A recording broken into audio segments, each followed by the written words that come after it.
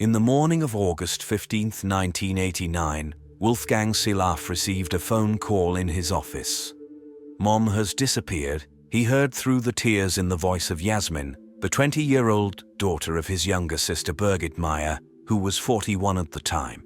Wolfgang immediately understood that his sister couldn't have simply vanished and abandoned her daughter. Despite the fact that the girl was no longer a child, they had maintained a very close and trusting relationship with her mother. In 1989, Wolfgang was leading the criminal police department in Hamburg. However, even such an influential person couldn't secure a thorough investigation into his sister's disappearance by the police in the city of Lüneburg, where Birgit lived. Firstly, the Lüneburg police were occupied with the investigation of 2 murders, to which they devoted all their resources. Secondly, apart from their workload, there was another reason to approach this case somewhat carelessly. They had a suspect from the very beginning, Birgit's husband Harold Meier. The man was a successful businessman working in the printing industry. He had started dating another woman after separating from his wife a few months before Birgit's disappearance. Birgit, who was unemployed at the time of their separation, struggled with the impending divorce and occasionally sought solace in alcohol. However, on the evening of August 14, 1989, Birgit greeted her husband with a smile. Harold came to discuss the terms of their separation, and it seemed that the woman had finally come to terms with her emotions. Birgit and Harold had a friendly discussion about the conditions of their divorce. Birgit was supposed to receive 500,000 Deutsche Marks and agreed to move out of the family home near Lüneburg. The next day, they had agreed to go to a notary. However, in the morning, Yasmin discovered her mother's disappearance. Birgit's Opel Cabriolet was parked in the garage, but there was no sign of the woman anywhere in the house. As it would later become known, her documents had also disappeared. Apart from a shoe print near Birgit's house, there were no slightest indications of a committed crime, no blood, no signs of struggle. According to Birgit's husband, the previous evening had gone smoothly, and they hadn't argued. After her husband left, Birgit had spoken on the phone with her mother and daughter and had mentioned that she and her husband didn't quarrel and that the meeting went well. However, despite Harold's statements, the police suspected that the husband had found another way to part with his wife and avoid paying her 500,000. Today, Harold Meier continues to live in the same house from which his wife disappeared without a trace. He remembers Birgit as always being his loyal friend whom he could fully rely on. However, many believe Harold was guilty of his wife's disappearance and later her murder. He heard constant whispers and rumors. His friends questioned whether he had taken Birgit in his Porsche and dumped her into the sea from his motorboat. Even his own daughter sometimes had a silent question in her eyes, wondering if he knew something about her mother's whereabouts, and if the police could be right in their suspicions. Only Wolfgang Silaf believed that Harold had nothing to do with his sister's disappearance because Harold and Birgit never argued about money. When Birgit met Harold, leaving 32 years ago, elegantly dressed, he immediately noticed that she had had a few drinks to lift her spirits. He teased her, saying that she probably didn't plan on getting bored, and she flirtatiously replied, "Who knows?" Now he believes that her killer was nearby at that moment, already waiting for the opportune moment to attack her. However, it was only 6 weeks after Birgit's disappearance that Harold began to have suspicions about what might have happened that day. A colleague of his wife told him that on the day of Birgit's disappearance, she had cheerfully mentioned the neighbor's gardener in a conversation. Allegedly, he had knocked on Birgit's door, introduced himself, and asked for directions to a certain house, even though he already knew the address.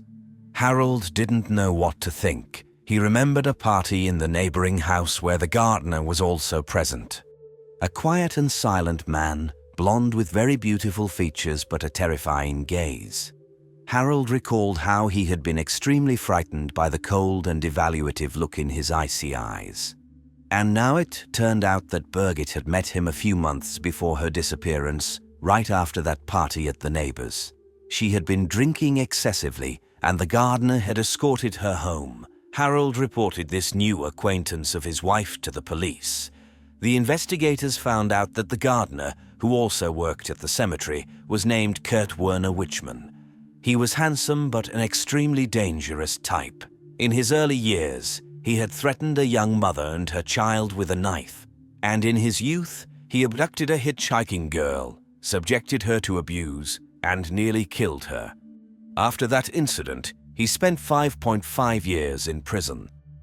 Kurt-Werner Wichmann, the investigators decided to personally talk to Wichmann and invited him to the police station. He showed up wearing gloves, claiming it was due to allergies. Wichmann stated that he had an alibi during the time of the woman's disappearance. After work, he spent the entire evening at home and only went for a walk with his German Shepherd after 10 p.m., but it didn't take him more than 15 minutes. His words were confirmed by his wife. Wisely, Wichmann decided not to mention that he had been on sick leave on the day of Birgit's disappearance and didn't need to go to work. It wouldn't have been difficult for the police to verify this, but surprisingly, Wichmann didn't seem worthy of attention as a suspect to any of the investigators. Wolfgang noted that at the very least, a preliminary investigation should have been initiated. However, this did not happen. The brother of the missing woman constantly heard from his colleagues that they were doing everything possible but unfortunately couldn't find her. When he tried to gather more information about the case, they fell silent. Days, months, and years passed before a new prosecutor in Lüneburg took up the case. It was only in 1993, 3.5 years after Birgit's disappearance, that a criminal case was filed against Kurt-Werner Wichmann on suspicion of Birgit Meier's murder. On a cold February morning in 1993, the police knocked on the door of a brick house on the outskirts of Lüneburg, Kurt-Werner Wichmann's home. His wife opened the door, but her husband was not at home. The police presented a search warrant and began their work. The search immediately led the officers to a recently demolished wall made of plasterboard in the basement. On the first floor, they noticed a soundproof door. Kurt's wife explained that she didn't have a key. It was only in possession of her husband and his brother. The officers forced open the door, behind which awaited a veritable arsenal, 2 small-caliber rifles, a revolver, silencers, ammunition, stun guns, knives, sedatives, chains, ropes, and handcuffs with traces of blood. The police confiscated all these items. During the search of the surrounding area, a metal detector was triggered. With the help of a police excavator, they managed to dig up something extraordinary in Wichmann's garden, an entire car, a brand new bright red Ford sports coupe, on the back seat of which forensic experts found blood. The search team also detected a strong smell of decomposing flesh inside the car, but no actual body was found. Shortly thereafter, the police found a parked VW Golf near Lüneburg registered to Wichmann. Inside the car, they discovered road maps, a sleeping bag, a thermos, and binoculars. The equipment seemed more suitable for a hunter or someone who spends a lot of time spying on people they intend to kill. For several weeks, Kurt managed to evade the authorities. However, on April 15, 1993, an accident occurred on a country road near Heilbronn. The police inspected the car, which contained 2 men. Weapons were found in the car, so the driver was taken to the station. It was discovered that the driver was Kurt, and his younger brother was sitting next to him in the car. The police did not believe that Kurt could pose a danger to himself, so they did not confiscate his belt. The man died in his prison cell on April 25, 1993, at the age of 43. The police quickly closed the case because, according to the German Code of Criminal Procedure, the deceased should not become the subject of an investigation. However, this was far from the end of the story. Rather, it was the beginning of an investigation that would lead to the uncovering of the most horrifying crimes in the country's criminal history. In 2002, Wolfgang retired and was able to dedicate more attention and time to his sister's case. He gained access to the case files and was shocked. To his horror, he discovered that all the evidence had been destroyed, including the red Ford that was unearthed, and the basement in Kurt's house, where the search team had sensed the presence of remains, had never been thoroughly investigated. However, In Wolfgang's opinion, the evidence should have been preserved. Firstly, because there is no statute of limitations on murder cases. Secondly, the principle of not conducting an investigation against the dead is not applicable in this case because there is another suspect, Birgit Harold, the husband of Birgit Meier. To justify or condemn Harold, all the evidence needed to be examined, the neighbors of Kurt needed to be interrogated. In short, regular police work needed to be done. But now, it was impossible to study the evidence. Nevertheless, Wolfgang decided not to give up and assembled a group of volunteers from his former colleagues. They discussed the motives, possible developments, and the behavior of the perpetrator again and again. Finally, they came up with the idea that Birgit's disappearance might be connected to other unsolved crimes. In search of confirmation of this theory, Wolfgang went to Wymann's house. The secret room had hardly changed since it was discovered in 1993. In the room, he found video recordings of 2 TV shows, one about Birgit Meier's disappearance and the other about the murders in Göhrde. Wolfgang immediately informed the police in Lüneburg, and nothing happened. The cases remained unsolved for years. In 2015, the head of the criminal police department in Lüneburg was replaced. Wolfgang managed to convince him to create a commission to review his sister's case. The commission was led by an experienced and meticulous specialist, Richard Kaufmann, who had solved all his cases over the past few years. He discovered that a tiny drop of blood was found on the handcuffs found in Wymann's secret room, and the sample had not been destroyed because it was stored at the Hanover Medical School laboratory. DNA comparison showed that the blood belonged to Birgit Meier. Now, there was no doubt that Wichmann had handcuffed Birgit and probably killed her. The investigator speculated that he wanted to kidnap her and demand a ransom from Harold, but something went wrong. It was evident that at least 2 people were involved in the abduction because a neighbor heard the sound of a running car engine that night. Where could Birgit's body have been? The investigator examined several graves dug in the cemetery when Wichmann worked there, but Birgit Meier was not found in them. Then Wolfgang decided to find out everything he could about the man's past. First of all, one should not imagine a spoiled boy from a wonderful family.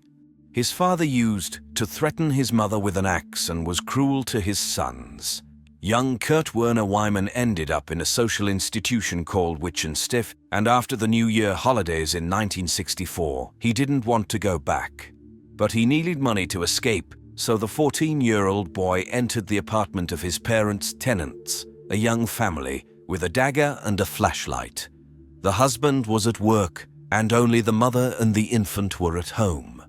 The woman woke up because of the flashlight's light, screamed, and the boy lightly choked her to prevent her from screaming. Then he turned to the child, and the woman was about to believe that he would do something to her son, but fortunately, he changed his mind. Unfortunately, the girl whom 22-year-old Kurt decided to give a ride to in 1970 was not so lucky. Offering a hitchhiking girl to get in his car, he took her to the forest and attacked her. After getting what he wanted, he choked the poor girl a little and threw her in the trunk, apparently planning to bury her. However, something incredible happened. When he opened the trunk again, the girl, who had regained consciousness, managed to convince the man to let her go, pretending that he shouldn't be afraid of her. But when he read an article about the attack in the newspaper 2 days later, he realized that the events described in it were not as he perceived them. And what did he do? He went to the police to, as he claimed, correct some facts. After adjusting the facts, the man spent 5.5 years in prison. People who knew Kirk describe him as an arrogant loner. He didn't need friends, but he had a strong need for recognition, so he was a braggart from childhood and loved things, especially cars, that he couldn't afford. Realizing what kind of person Kurt was, Wolfgang understood that he was obsessed with control. He was a narcissist for whom it was important how he appeared in the eyes of others. The desire to control his external image was so great that he was even willing to turn himself in after committing a crime.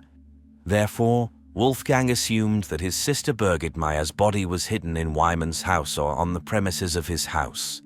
It's sad that when he asked the police in Lüneburg to conduct a thorough search there a few years ago, they didn't listen to him.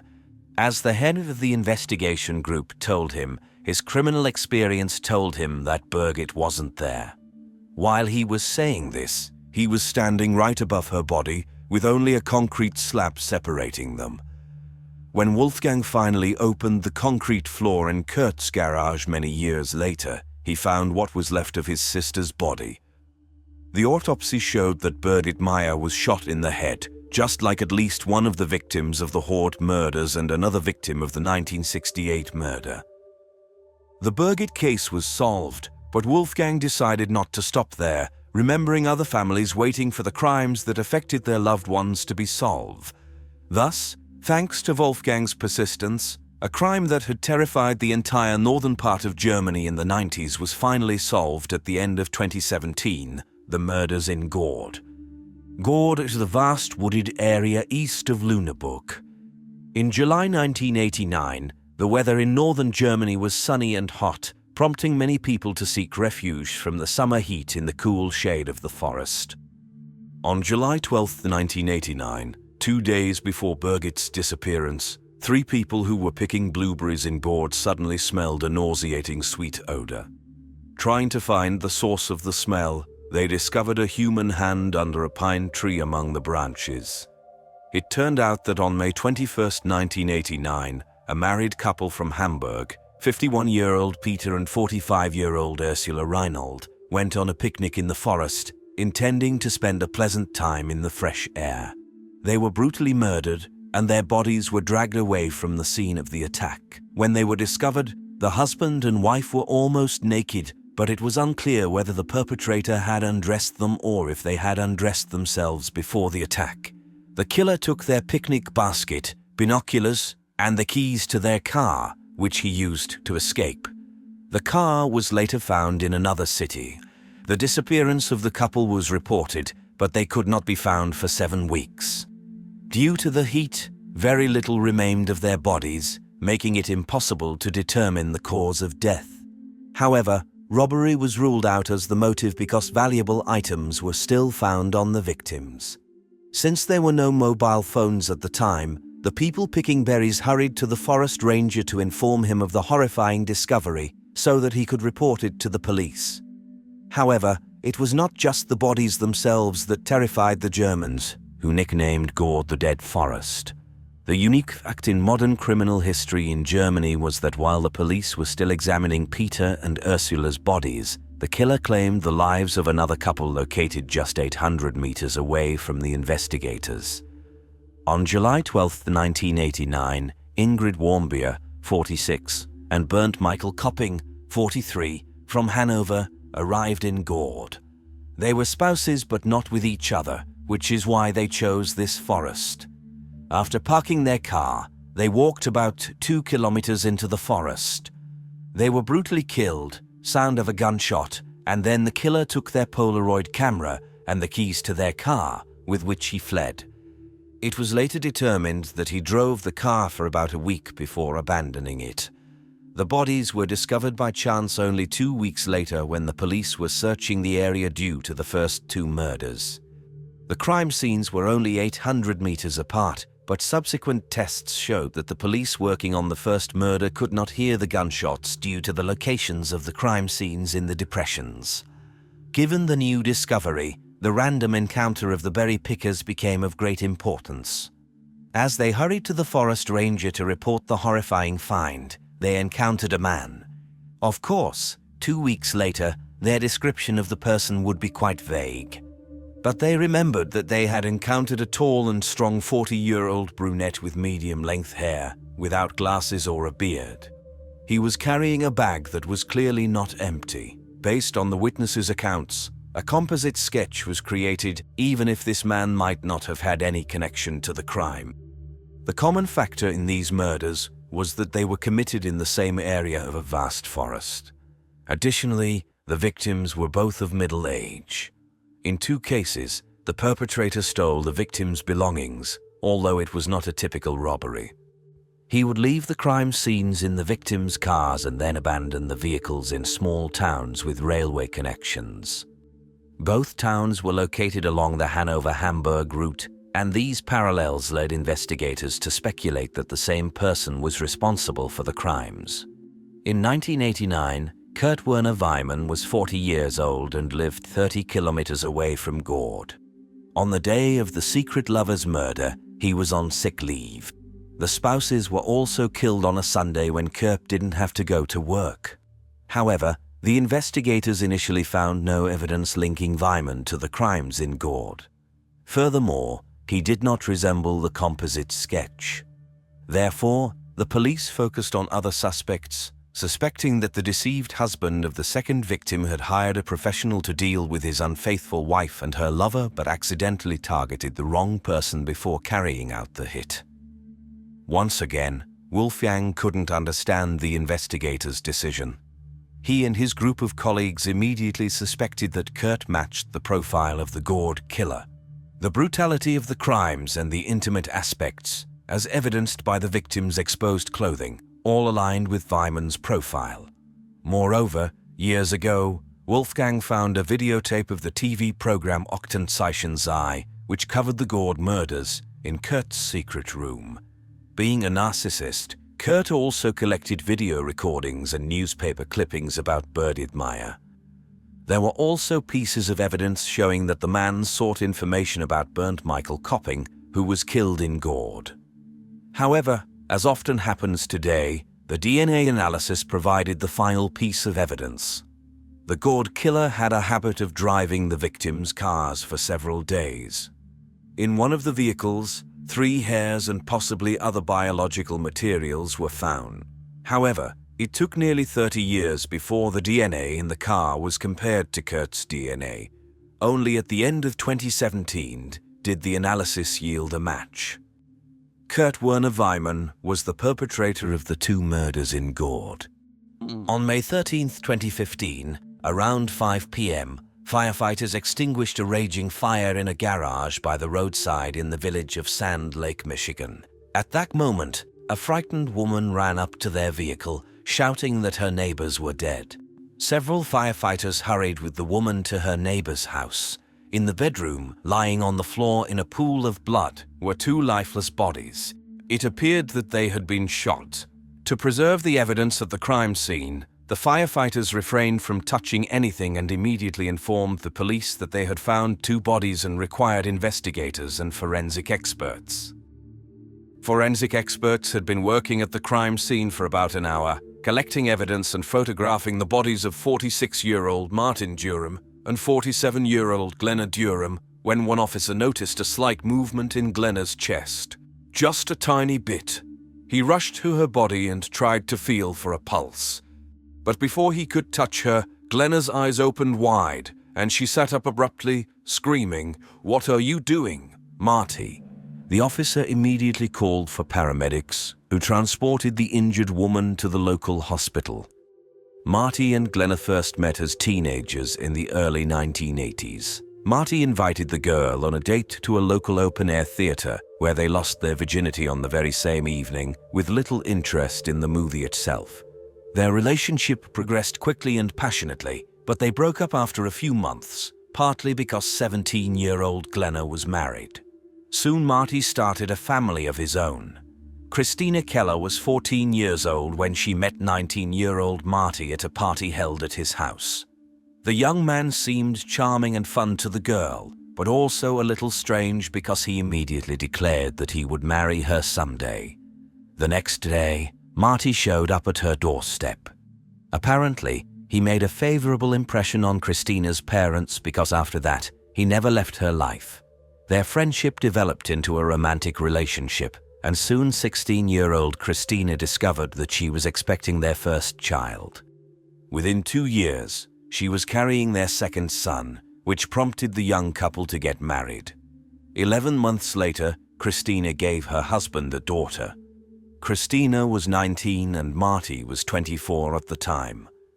Initially, the young family lived with relatives, but in early 1995, Marty obtained a higher-paying job at a factory in Michigan, and the family of 5 moved there. However, on the evening of February 16, 1995, while returning from work, Marty was involved in a car accident. Another vehicle, speeding through a red light, collided with his car. The larger vehicle practically crushed Marty's car, trapping him inside. Marty was taken to the hospital, where he was in a clinically dead state for about 5 minutes. The left side of his body suffered severe injuries, and he remained in a coma for over 3 weeks. When he finally regained consciousness, he had no recollection of his wife, children, or much of his past life. He spent a year and a half learning to walk, speak, eat, and take care of himself again. Throughout this time, Christina supported him. Physically, Marty increasingly resembled his former self, but psychologically, he had changed. Due to the brain trauma, he experienced bouts of rage. He never raised his hand against his wife and children, but became a domineering person. Even his sense of humor became darker. In 2000, almost 5 years after the accident, Christina filed for divorce. She still cared deeply for her husband, but her feelings had transformed into more of a maternal nature, as she took on the role of his caregiver and could no longer relate to him in any other way. In May 2001, Marty purchased his first home using the funds he received from the insurance company, along with a bank loan. The house was located in the small village of Sand Lake, Michigan, where only 500 people reside. Marty was incredibly proud of his new home, where he moved in with his 2 sons and an African gray parrot named Bud. 2 months after moving into the house, Marty was surprised by a knock on his door from a 16-year-old girl who claimed to be his daughter.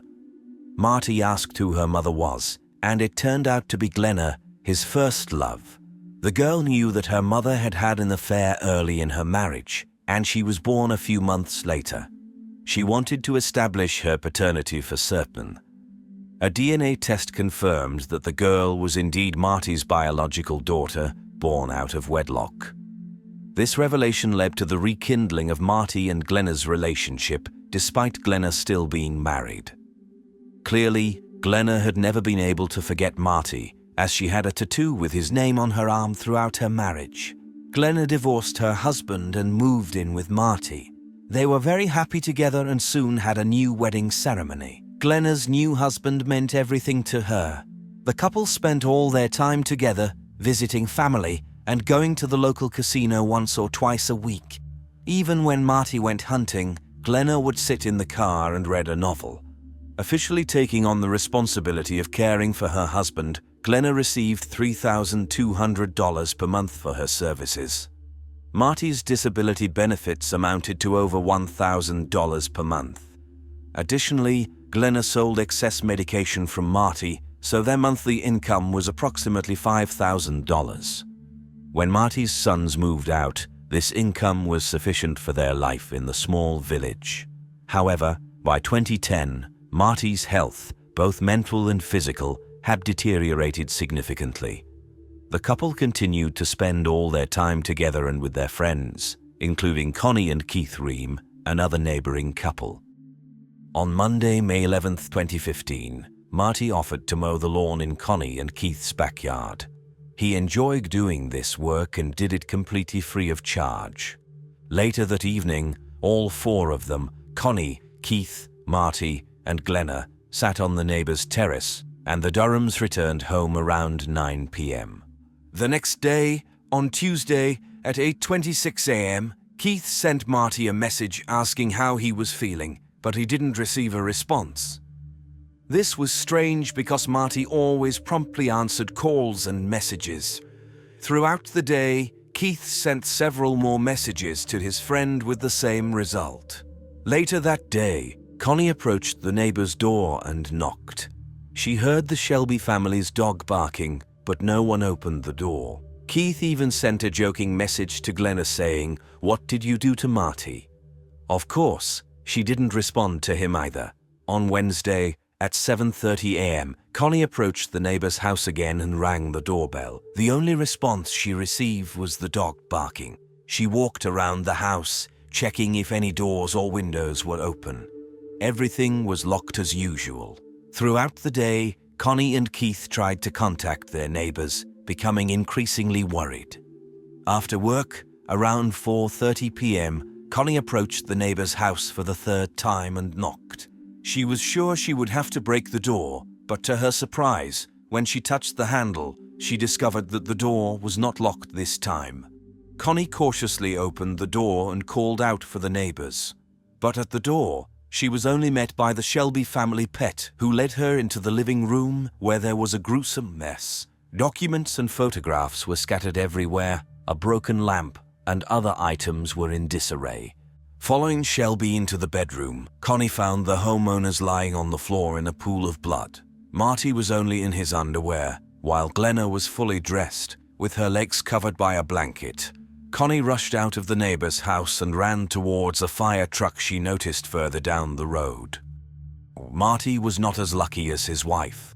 5 bullets that hit his back, forearm, and chest left him no chance of survival. He had been dead for several days. Glenna was shot twice, with both shots hitting the area behind her right ear. Blood was found not only in the bedroom, but also on the chair in the living room and on a pillow with 2 bullet holes. Underneath the chair, a gun and 2 empty shells were found. In the bedroom, there were 5 more shell casings, 1 near the door and 4 near Marty's body, totaling 7 in total.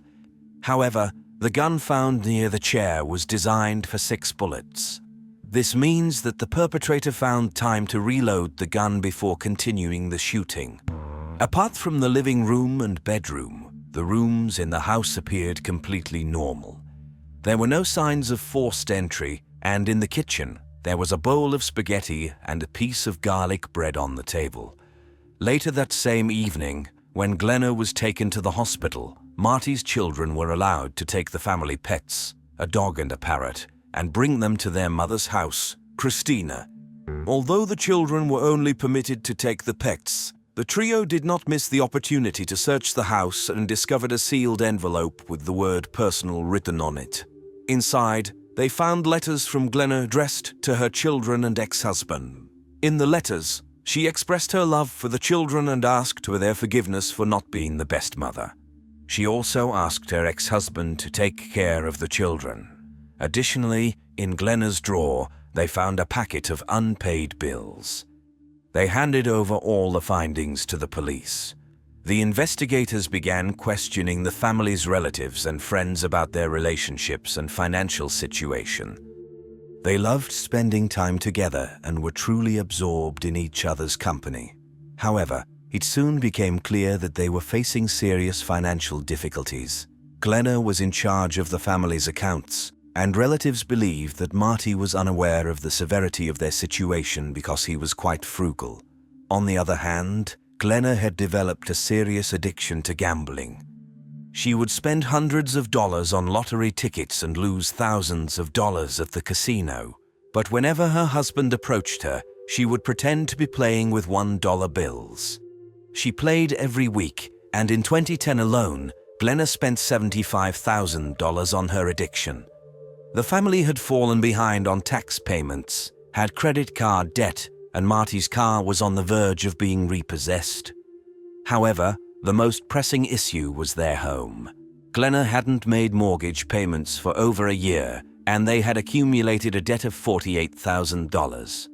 In early April 2015, a few weeks before the attack on the family, Marty's mother saw a list of homes that would be seized due to debts, and Marty's address was listed there. She called Glenna, who assured her that the newspaper had printed the wrong address and that she would sort it out. Of course, it turned out that their home was indeed being taken away. Despite the fact that Marty had taken out the mortgage, on April 28th, Glenna received a notice that their home would be auctioned if they didn't pay $5,000.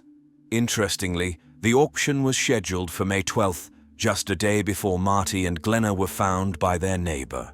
The investigators concluded that Marty was unaware of the impending loss of their home because he had been renovating it for the past 2 months. Just 2 days before their deaths, he had painted the bathroom.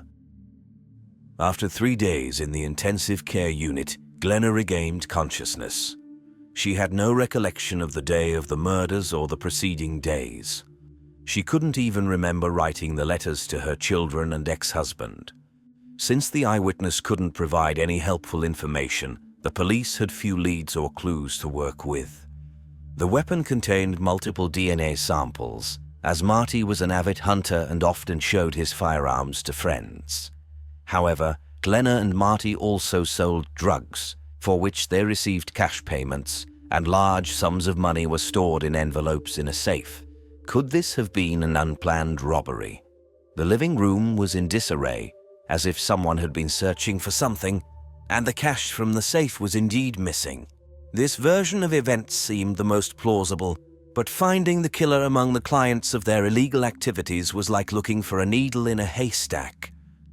A whole year passed before an unexpected witness helped solve the case.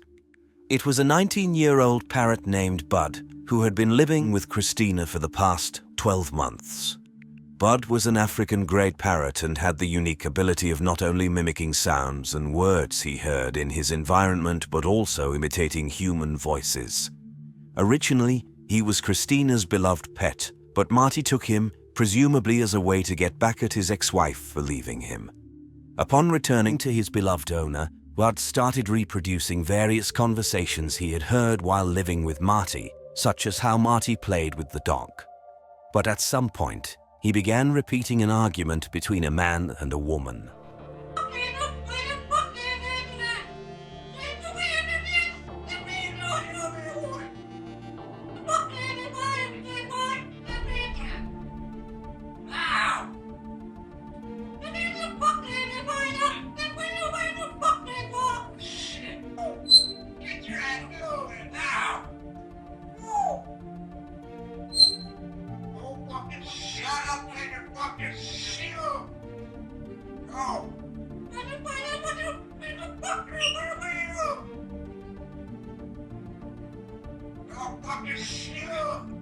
They were clearly arguing with each other, raising their voices and occasionally mixing profanity with regular words. And at the end of the dialogue, a male voice shouted clearly, "No, no, don't shoot."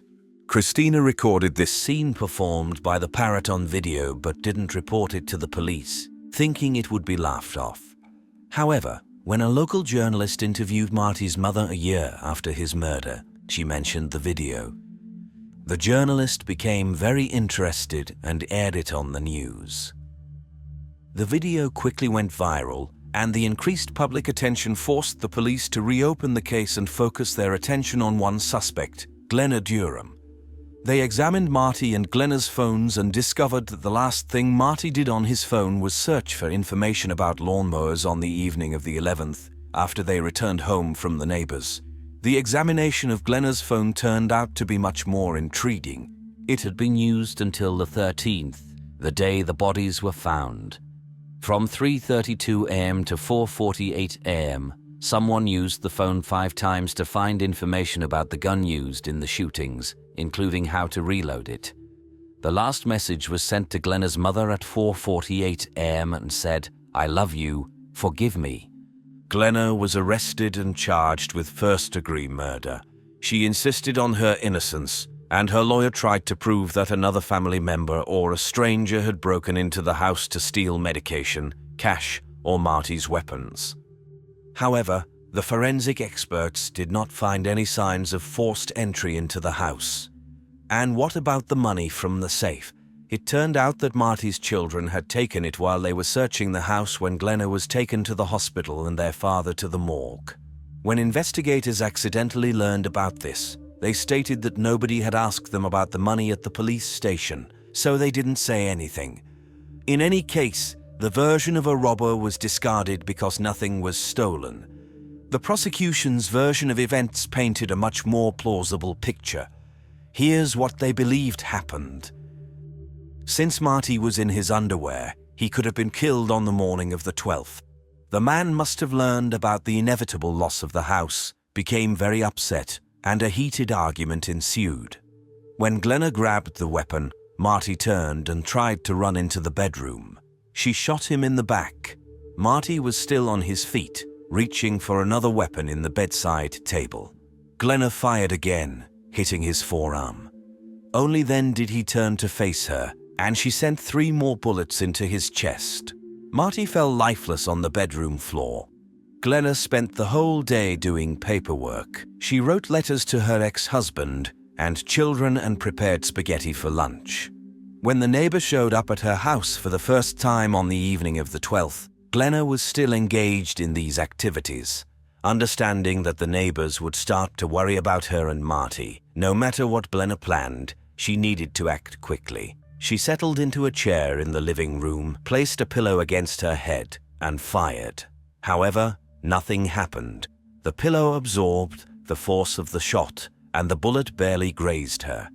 Since it was the last bullet in the pistol, she had to look up online how to reload it. This means she did not attempt it again until the early morning of the 13th, when she sent a message to her mother.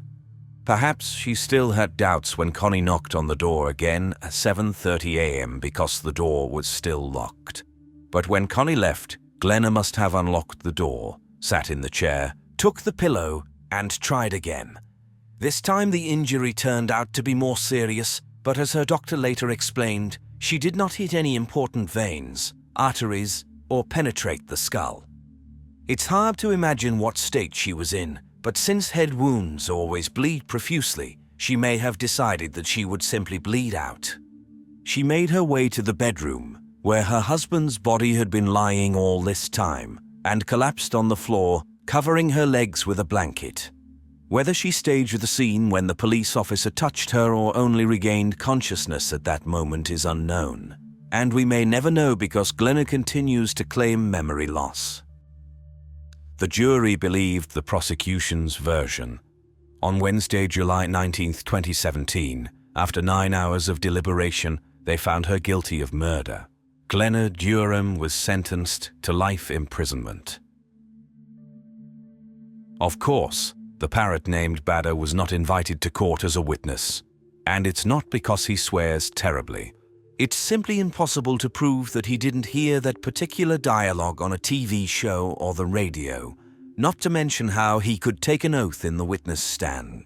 In other words, if Bader had participated in the process and less than 24 hours had passed since Glenna's guilty verdict, her lawyer would have filed an appeal. It all started right where it ended, at St. Malachy's Church in Tyrone, Northern Ireland. In December 2010, beauty queen and teacher Michaela Hart and sports star John McCrime tied the knot, sharing their celebration with over 300 guests. However, just 3 weeks later, John returned with the body of his young wife, who was buried in her pristine wedding gown. What led to Michaela's death? Who could be so heartless and calculated as to take the life of a woman who had just begun to enjoy married life with her beloved? And will the collaborative efforts of multiple countries help uncover one of the most memorable and harrowing crimes of recent years? The captain of the Irish football team, John McCrime, and the daughter of one of the country's top football managers, Michaela Hart, met at university in 2005. It was love at first sight, and since then, the young couple had never been apart. During a vacation in Paris, John proposed to Michaela, and she happily accepted. They planned their wedding for New Year's Eve, on Michaela's 27th birthday. After the ceremonial wedding, the newlyweds boarded a plane, embarking on their 3-week honeymoon. They spent the first week in Dubai before the most anticipated part of their trip began, 2 weeks at the 5-star Legends Hotel, located in the fishing village of Grand Gauba on the northeast coast of Mauritius. Michaela chose Mauritius as their paradise island for the dreamy honeymoon and carefully researched local hotels. They settled on Legends Hotel due to its numerous positive reviews and popularity among tourists from Ireland. Upon arrival at the hotel, they asked the receptionist if they could be allocated one of their best rooms. They were informed that there was a vacant room in the luxury block, room 1025. January 10, 2011, after having breakfast together, John decided to play golf while Michaela sunbathed. They met again for lunch. Michaela always enjoyed having tea with something delicious after lunch. She asked her husband to order tea while she went to the room to get Kit Kat bars with her favorite dark chocolate, which she had brought from Dubai and kept in the refrigerator. John offered to bring the treats for her, but it was only 150 steps from the restaurant to the room, so she went by herself. John took some photos and watched videos while waiting for his wife to return. After some time, he began to wonder why Michaela hadn't come back yet. He decided to look for her. Knocking on the door, John received no response. Since he had forgotten his key in the room, he peeked through the window but couldn't see anything, so he went to the receptionist. The corridor attendant led him back to the room and opened the door with his key. However, as soon as the corridor attendant took a few steps away from the door, he heard the cries of a man asking for immediate help. Upon entering the room, John discovered his wife in the bathtub filled with cold water. Bruises were visible on her neck, her skin was icy to the touch, and her lips had turned blue. Assuming that Michaela had intended to take a bath due to back pain but slipped or lost consciousness, John attempted to help her. However, his efforts were in vain. Within an hour, medical professionals pronounced Michaela's death, bringing an end to the dreams of a young and happy married couple. Presumably, due to the initial assumption of an unfortunate accident, nobody attempted to secure the crime scene, and people constantly entered and exited the newlyweds' room. The police were initially informed that a tourist had drowned, but upon entering the room and observing the state of Michaela's body and the disorder in the room, they suspected a murder had taken place. The distraught husband was taken to the police station and held for questioning for 5 hours. This was not unusual since most murders are committed by individuals close to the victims. What was abnormal in John's case was the cruelty and inappropriateness of the statements made by the police officers. Naturally, John couldn't hide his tears over the loss of Michaela. Just half an hour earlier, he had seen his wife happily walking towards their room, but now he discovered her lifeless body in the bathtub. However, upon seeing his tears, a police officer, perhaps trying to console him, said, "Why are you crying? You're still young. You'll find yourself a new wife." It is unknown how long they would have kept John at the station if it hadn't been for the hotel manager's intervention. The manager informed the police that the door of room 1025 had been opened with a stolen master key that fit all the locks. It became evident that the murder had been committed by someone from the hotel staff. It was likely an unintentional murder. Someone among the staff, possibly a security guard with access to the master key, entered the room at 2:42 p.m. 2 minutes later, Michaela opened her own door. The thief, possibly hiding in a small niche in the bathroom, had to quickly consider his options due to the unexpected presence of the maid. If his duties involved room cleaning, he could have simply smiled at Michaela, pretended to do his job, and nothing would have happened because it's a common situation in a hotel. However, if he was a security guard, he knew that his presence in the room would not be easily explainable. So, the only option he saw for himself was to hide in the bathroom and hope that the woman would simply leave. But that didn't happen. As investigators speculated, Michaela decided to take advantage of the opportunity and entered the bathroom. Inside, she encountered the thief. Michaela got scared and ran, and the thief, in panic, attacked her. Realizing that he had killed Michaela, he placed her in the bathtub. Perhaps he tried to create the appearance of an accidental incident with the maid. Despite the shock, he may have also thought that water would wash away any DNA evidence left on his victim. When John got up from the table at 3:05 p.m. and went to check why his wife was taking so long, the killer was still in the room. If John had his keycard with him, he could have caught the killer at the scene of the crime. However, by the time he went to the administrator, asked for the door to be opened, and entered the room, it was already 3:26 p.m., and the thief, unintentionally turned murderer, had vanished. Releasing John put the police under immense pressure. When a tourist is killed in a country that heavily relies on tourism, it becomes crucial to quickly solve the case. It seemed like the case would be solved promptly because the local police chief stated that the island had a 100% homicide clearance rate. One might think he was just acknowledging the efforts of his subordinates. But any professional would be suspicious considering that in 2011, besides Michaela, 30 other people were killed on the island, and all cases, except Michaela's, were solved based on confessions from suspects. The following year, the police once again solved all cases based on confessions. The fact that the police excessively relied on instinct and intuition, if it can be called that, could have been compensated by the fact that the investigators had an ideal crime scene. The hotel room was clean every day. Each entry into the room was recorded by the security system. Surveillance cameras were placed everywhere, and the hotel itself was practically an impregnable fortress, with vigilant security guards everywhere. As it will become clear shortly, that was not the case at all.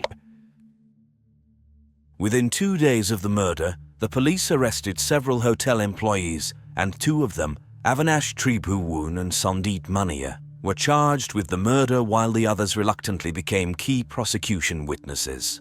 A week later, a hotel security guard named Dasan Narayanan was also arrested.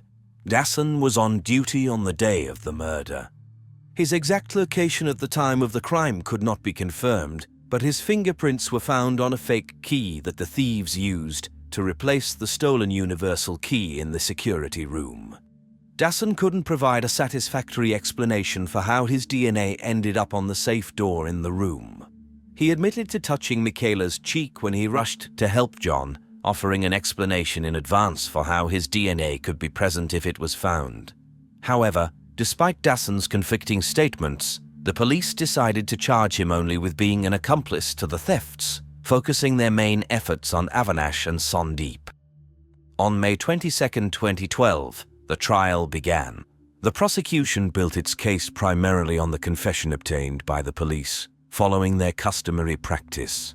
Prosecutors argued that when Michaela returned to the room on that day, she caught Avinash and Sandeep stealing money from the safe or her purse. Since hotel employees are often the main breadwinners for their families, not just immediate relatives, the thieves preferred to silence Michaela to avoid losing their jobs. During the trial, their colleague Raj Thikoy also testified. He was initially arrested but became the key prosecution witness and received immunity. Raj stated that he was near the room and heard the agonized cries of a woman but didn't knock on the door. Instead, he hid and saw the agitated and sweaty Avinash and Sandeep leave the newlyweds' room.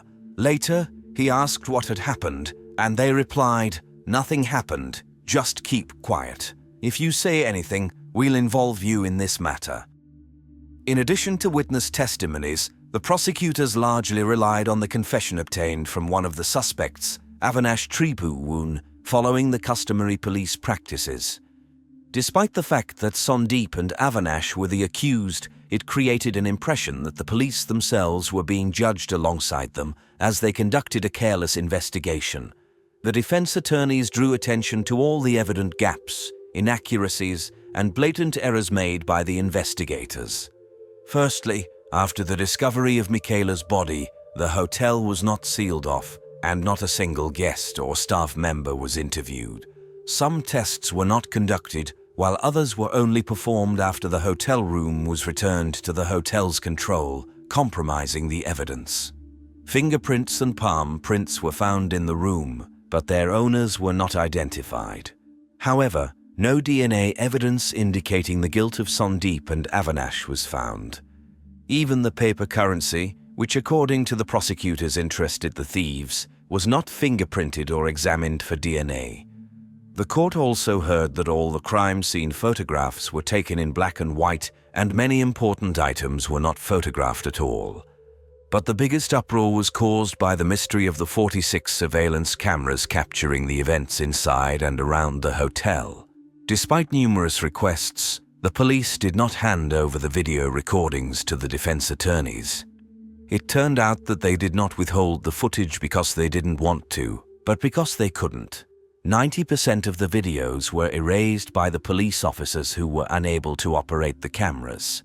When asked to demonstrate how the equipment works, instead of honestly answering yes, they simply pressed the button. It happened to be the record button, and when they thought they were playing back the recordings, they were actually erasing them. The glaring incompetence of the police made international media wonder if the local authorities were deliberately sabotaging the investigation. Finally, the accused claimed that they only made confessions after being subjected to torture by the police. Dasan Narayanan, who allegedly gave Sandeep the key card, claimed that he was forced to make the confession under threat of a weapon. Avinash also denied his statements, stating that the police tortured him and interrogated him with water, after which he vomited blood. Furthermore, he was allegedly told that his wife would be deported and he would be forced to live in Ireland with John McCrime, who would now need a new spouse. Avinash stated that he didn't even read his own confession because he simply signed the document that was presented to him. Another witness stated that he was forced to give false testimony, even though he and Sandeep were actually in room 1009 at the time of the murder, where a VIP client was supposed to stay, and Sandeep insisted on his subordinate maintaining perfect cleanliness in the room. At one point, he even grabbed the mop himself and demonstrated how the floors should be cleaned.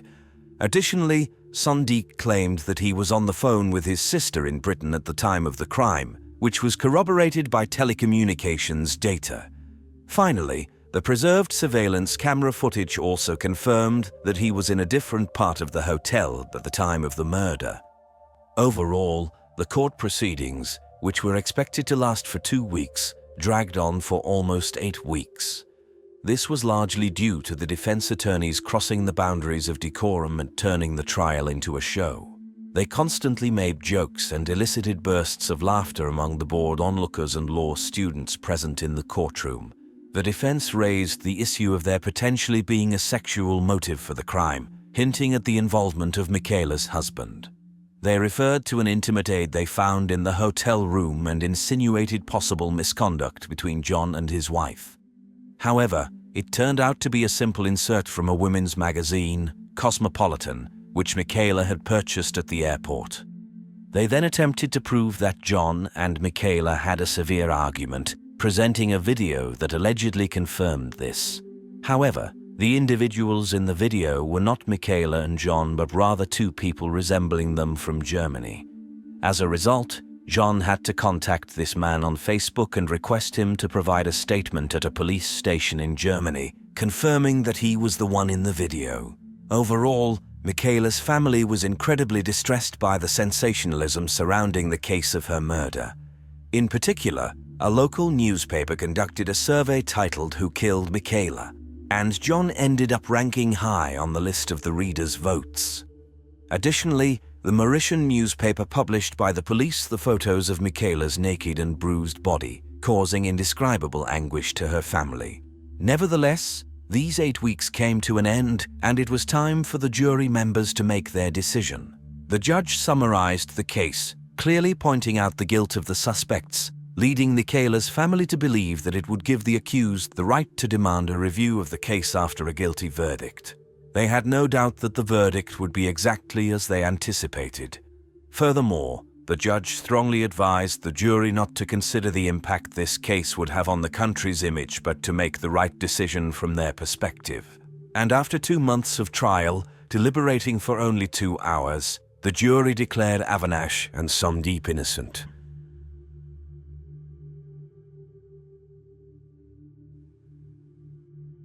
After the acquittal verdict, John and Michaela's families were incredibly disappointed. They endured all the agony of the process, inappropriate remarks from attorneys and police, tolerated laughter in the courtroom, and even faced aggressive behavior from the locals because they were confident that the guilty parties would be punished for the murder. They were certain of Avinash and Sandeep's guilt and believed that they were acquitted because the case received global media attention, and the jurors did not want the murder case to reflect negatively on Mauritius' image. The Hart and McCrime families cannot forget that Avinash's lawyer appeared on a local radio station and essentially admitted his client's guilt, mentioning how Avinash cried and apologized to Michaela's family.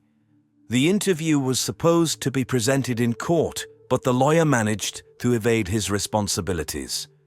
John believes that Avinash told the truth when he confessed to Michaela's murder, and here's why.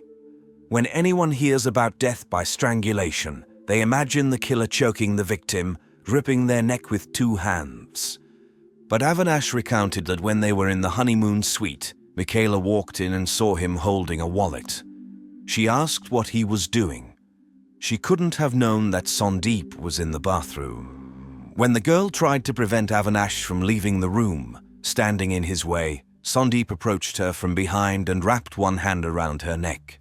The thing is, the autopsy report was compiled much later, and it confirmed that everything happened exactly as Avinash described. How could Avinash have invented such a method of strangulation if he didn't know it for sure? Additionally, Avinash mentioned that Michaela hit her head on the floor when she fell. The bruise on the back of her head, found during the autopsy, confirmed that as well. Furthermore, in summarizing the case, the judge reminded everyone that Avinash made his confession on January 12th and signed it on the 13th in the presence of his lawyer. If the police wanted to fabricate the confession, they would have forced Avinash to sign something else on the 12th. Moreover, the boy was examined by 3 doctors on different days, and none of them found any signs of torture on him. After the acquittal verdict, a new investigation was initiated. The police focused on a crucial piece of evidence, the keycard that the thief and murderer used to enter the room.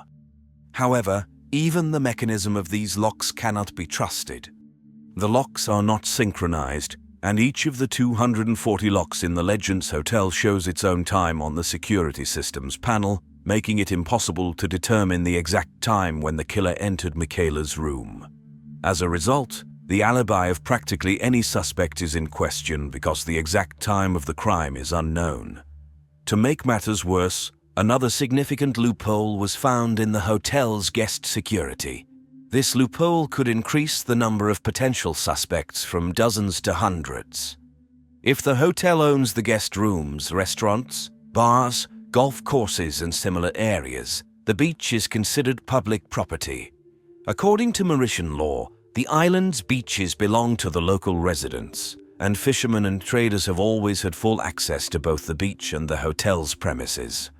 Local traders sell their crafts to tourists, and young boys are accustomed to spending time on the hotel's grounds. In other words, despite the cameras, gates, and security personnel, the hotel is unable to provide complete protection of its premises, and there is no way to verify who had access to the honeymoon suite.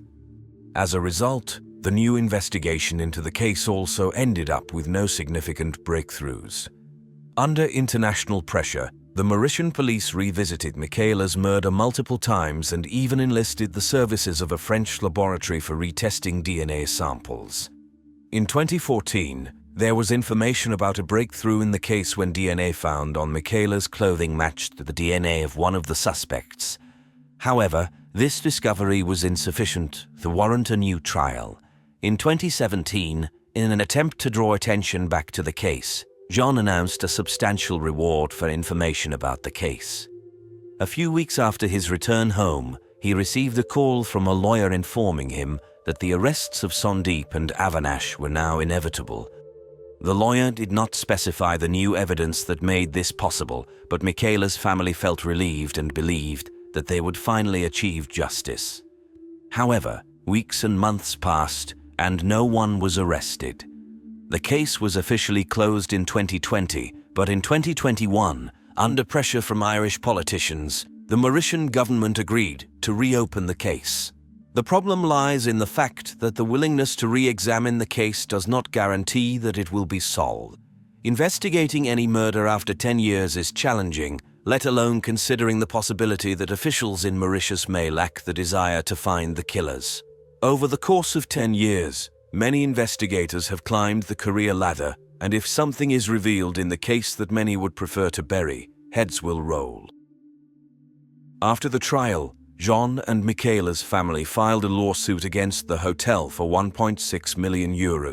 They settled the case out of court, and the details of the agreement are not disclosed, but the money went to a foundation established in Michaela's honor.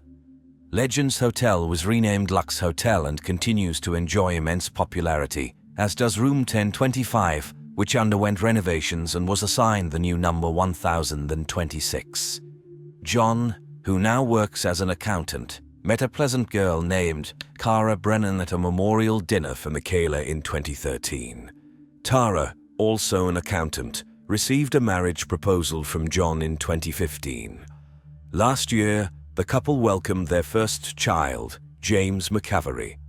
The Bermuda Islands are a British territory in the western part of the Atlantic Ocean, located about 1,000 kilometers away from the coast of the USA. It is not a country in the traditional sense, nor is it a state with a developing economy. The Bermuda Islands can boast one of the highest per capita income levels in the world. The country takes pride in its safety for travelers, stunning beaches with pink sand and golf courses.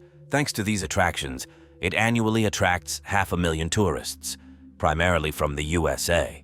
With a small population and low crime rates, local newspapers have always written about tourism and local entertainment, but only until the summer of 1996, when the world was shocked by the murder of a young tourist from Canada, and the subsequent injustice cast a shadow over the idyllic islands. In June 1996, 16-year-old Rebecca Middleton from Belleville, Canada, graduated from the 11th grade with top grades as she had worked hard for it. Rebecca, or Becky, was the youngest daughter of David and Cindy Middleton, who had separated when she was 13 years old. Fortunately, her parents had divorced amicably, and the children enjoyed spending time with both their father and mother.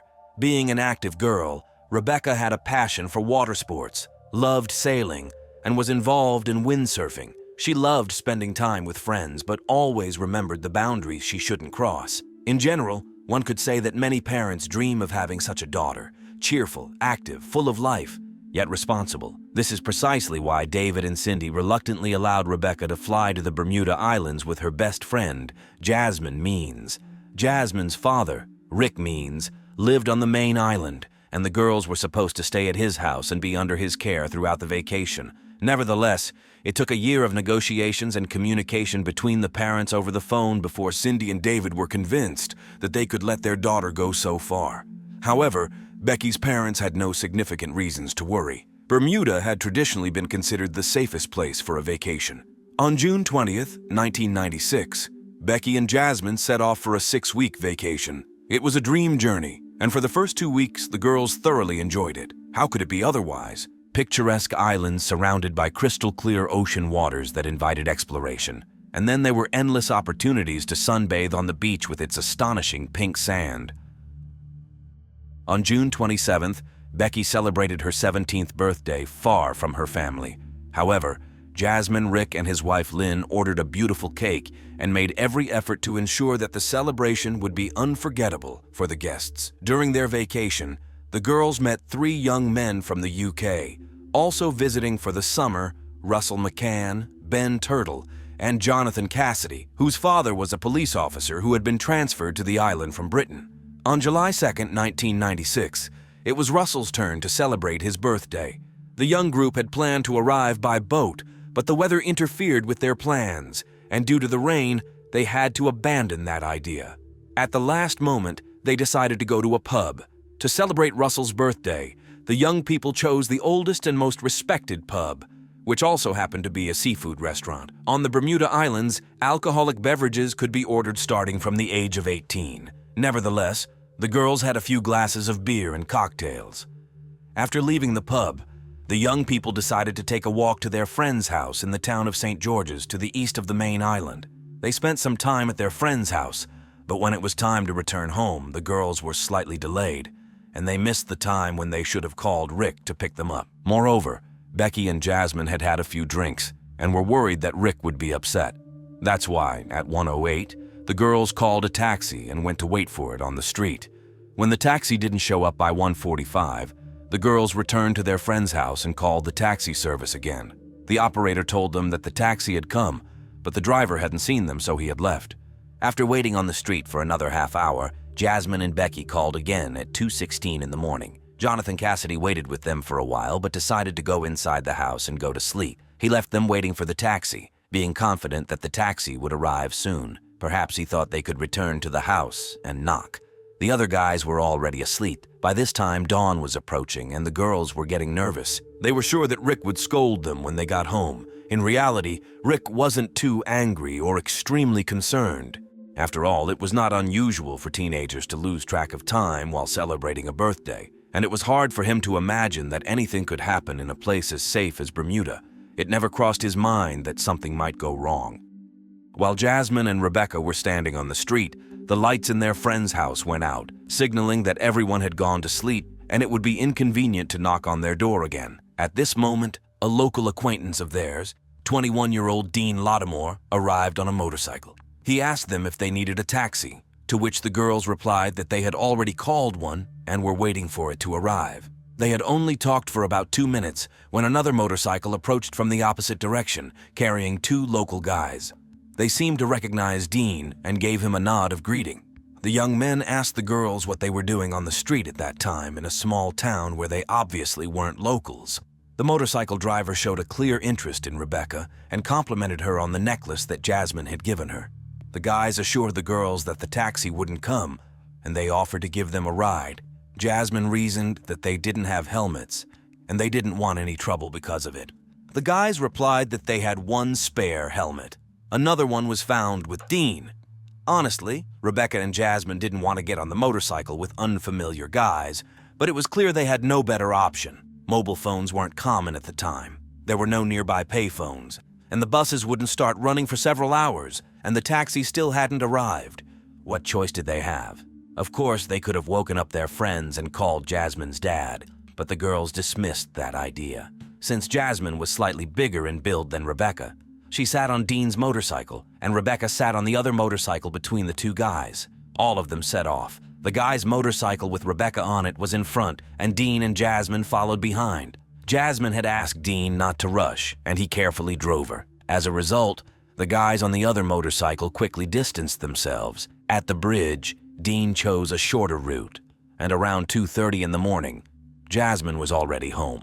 She was surprised that her friends were not there yet, as Rebecca should have arrived before her.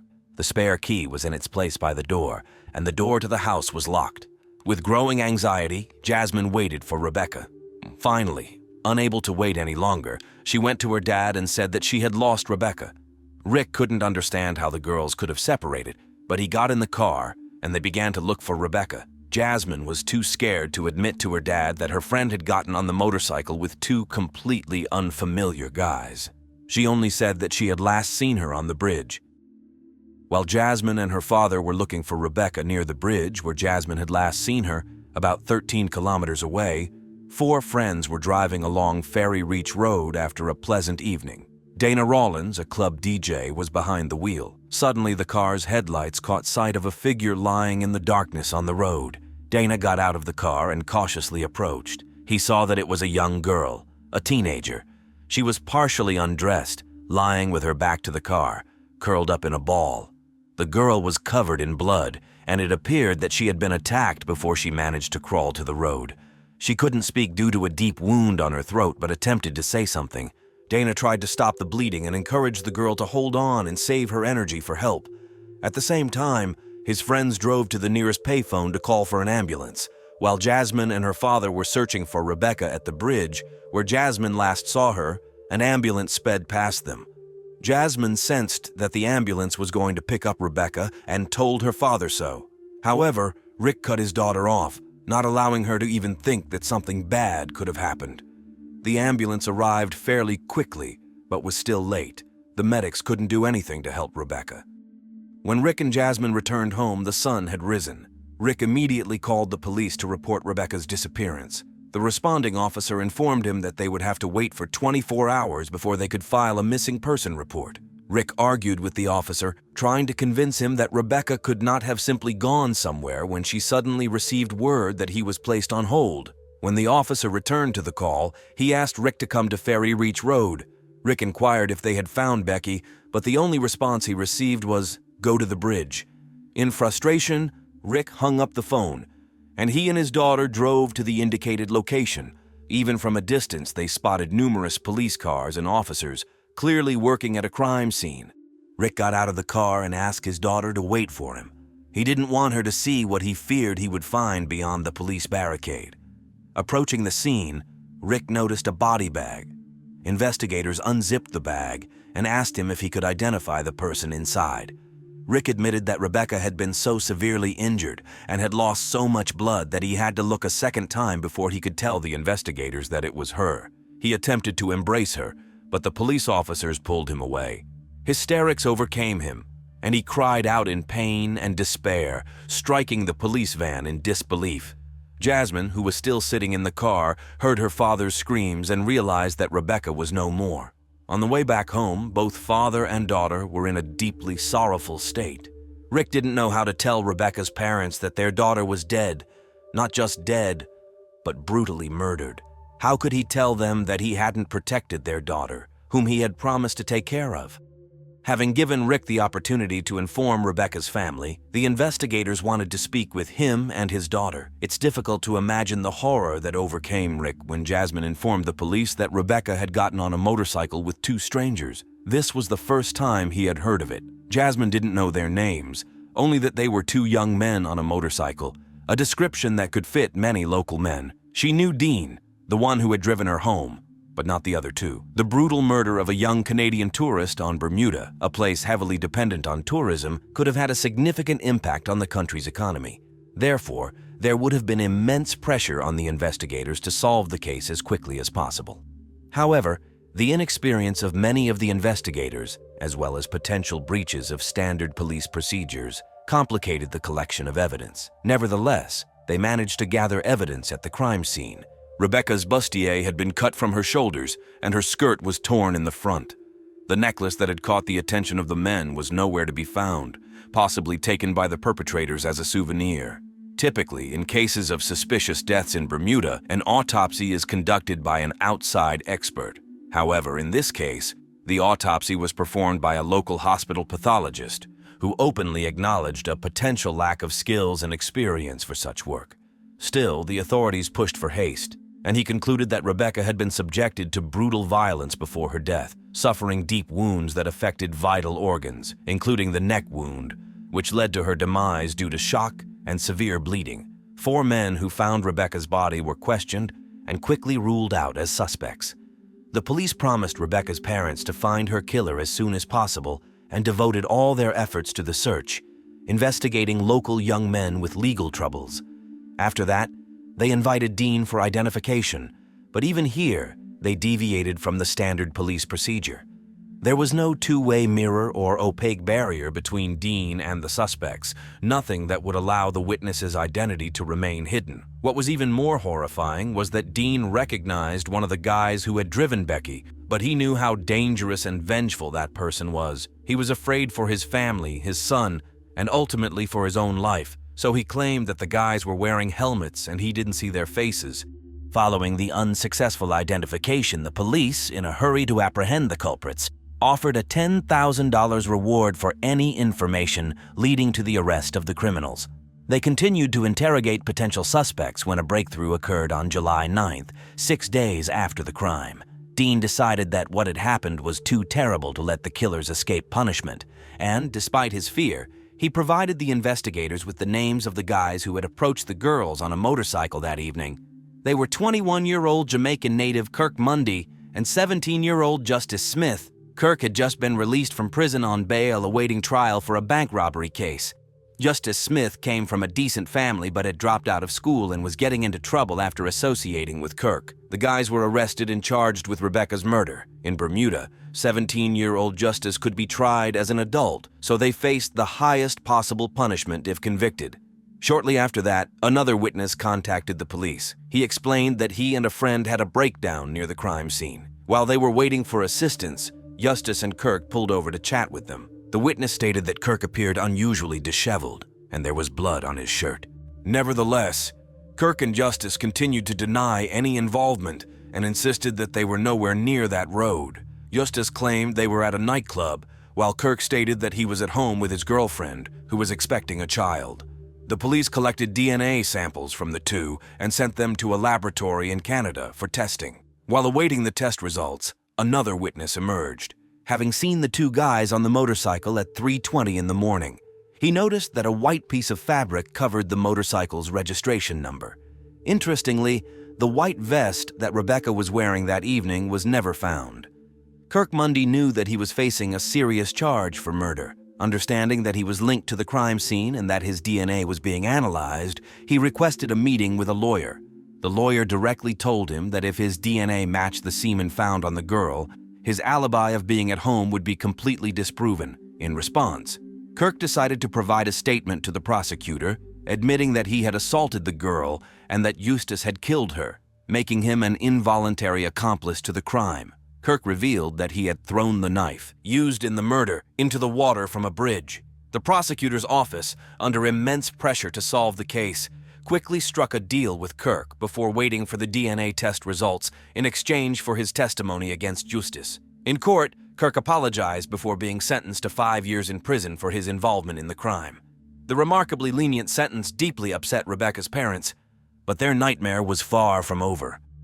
Just 2 days after this sentence, the results of the DNA comparison arrived. Justice Smith's DNA was not found at the crime scene. Only Kirk Mundy's DNA was present. Kirk had humiliated the girl and at the very least had participated in her murder. Kirk had outwitted the prosecutor, the police, and probably his own lawyer, as they all believed him. The prosecutor confronted Kirk, demanding an explanation for how his DNA ended up on the girl. Kirk claimed that as they were riding on the motorcycle, Rebecca whispered that she was willing to be intimate with him. After he fulfilled her wish, he claimed he walked to the water to wash up when he suddenly heard Rebecca scream, "No!" He rushed back, and it appeared as though Eustace was striking her in the face. However, a few seconds later, he noticed that she was bleeding from her throat. They quickly fled on the motorcycle. The prosecutor did not believe a word of Kirk's story and attempted to accuse him of intentionally murdering Rebecca, but it was too late. By law, a person cannot be tried twice for the same crime. Kirk slipped through the prosecutor's fingers. The prosecutors decided to at least seek justice in the case against Justice Smith. There was no sign of his semen on Rebecca, possibly because he used a condom. 2 condom wrappers were found near the crime scene, but such evidence wouldn't be admissible in court. Therefore, the most crucial piece of evidence became the knife, approximately 10 centimeters long with a broad blade, that the culprits had discarded from the bridge. The prosecution called on renowned American pathologist Michael Baden to examine it, who also re-examined the autopsy results. He explained that when a serrated knife makes contact with skin, it leaves markings as unique as fingerprints. The wounds on Rebecca's body matched the knife found under the bridge. In Justice's home, a set of relatively rare knives from the same manufacturer as the murder weapon was discovered, missing 1 knife. The evidence continued to mount, but proving anything was difficult because the initial autopsy had been conducted with errors. For instance, the body had been washed before the examination was completed. Additionally, no skin samples from the attacker's nails were taken from Rebecca. These samples could have revealed who she had struggled with before her death, Kirk, Justice, or both. However, based on his experience, the pathologist concluded that the person responsible for her death was not acting alone. The pathologist's analysis indicated that before Rebecca's murder, she had suffered shallow but highly distressing and emotionally intimidating wounds, which he referred to as Jamaican torture. The distinct edges of these wounds and the absence of cuts on the girl's hands suggested that one assailant held her head and arms behind her, while the other used the serrated knife to scratch and cut her forehead. She was on her knees at the time, and her tormentor loomed over her. The pathologist believed that these torturous wounds were meant to coerce the girl into doing things during the attack that she had initially resisted. After the attacker obtained what he wanted, he slashed her throat with the knife. Rebecca died within minutes, and due to her internal injuries, she wouldn't have been able to make it to the road by herself. Again, 2 people had to carry her. The bruises on her wrists and smudges on her boots pointed clearly to 2 individuals. After this ordeal, the perpetrators left her to die from blood loss. In November 1998, the trial of Justice Smith began, and his parents hired a lawyer from Britain to defend their son. Suddenly, a week before the trial, the lead prosecutor left the Bermuda Islands, and his replacement had little time to prepare for the trial. Complicating matters, all the evidence against Eustace was circumstantial. Nevertheless, the evidence appeared to be quite reliable. The last time Rebecca was seen, Kirk and Justice were taking her on a motorcycle, and they were identified by Dean. Witnesses connected the guys to the crime scene. The pathologist clearly stated that 2 individuals were involved in the crime. The murder weapon matched a set of knives in Eustace's kitchen. Shouldn't that have been enough? After the prosecution finished presenting the case, Eustace's lawyer didn't call a single witness. He simply argued that there was no semen, hair, fiber, or blood that could link Justus to the murder or violence, and thus the case against him should be dismissed, and the jury should be discharged. Nobody expected what would happen next. Out of the blue, the news broke that the judge had agreed with the defense's arguments and was discharging the jury. Justice Smith walked out of the courtroom as a free man. Rebecca's parents were in shock. Cindy rushed out of the courtroom and David sat there, unable to move. Many in the courtroom were brought to tears by the injustice. Naturally, the prosecutor filed an appeal, arguing that the judge had not considered the circumstantial evidence, which was substantial. The Bermuda Court of Appeal ordered a new trial for Justus, but this decision was challenged in the Judicial Committee of the Privy Council of the United Kingdom, acting as the country's highest court. They ruled that Justus could not be tried a second time for the same offense. Their decision was final, putting an end to any further appeals. In 2002, Justus Smith attacked 2 women with a knife, injuring one of them. He was sentenced to 10 months in prison, but the judge released him, considering the time he had already spent in custody. Kirk Mundy served 20 years in prison for a robbery he was initially charged with before Rebecca's murder and for weapons possession. Upon his release, he was deported to Jamaica. Since nobody faced punishment for Rebecca's murder, the nightmare for her family continued. They deserved more. Every day, her family would come to the courthouse, hoping and waiting for justice. In the following years, Rebecca's family desperately sought justice for their daughter. They made several attempts to reopen the case, but in 2008, David announced that he could no longer financially support the battle against Bermuda's legal system.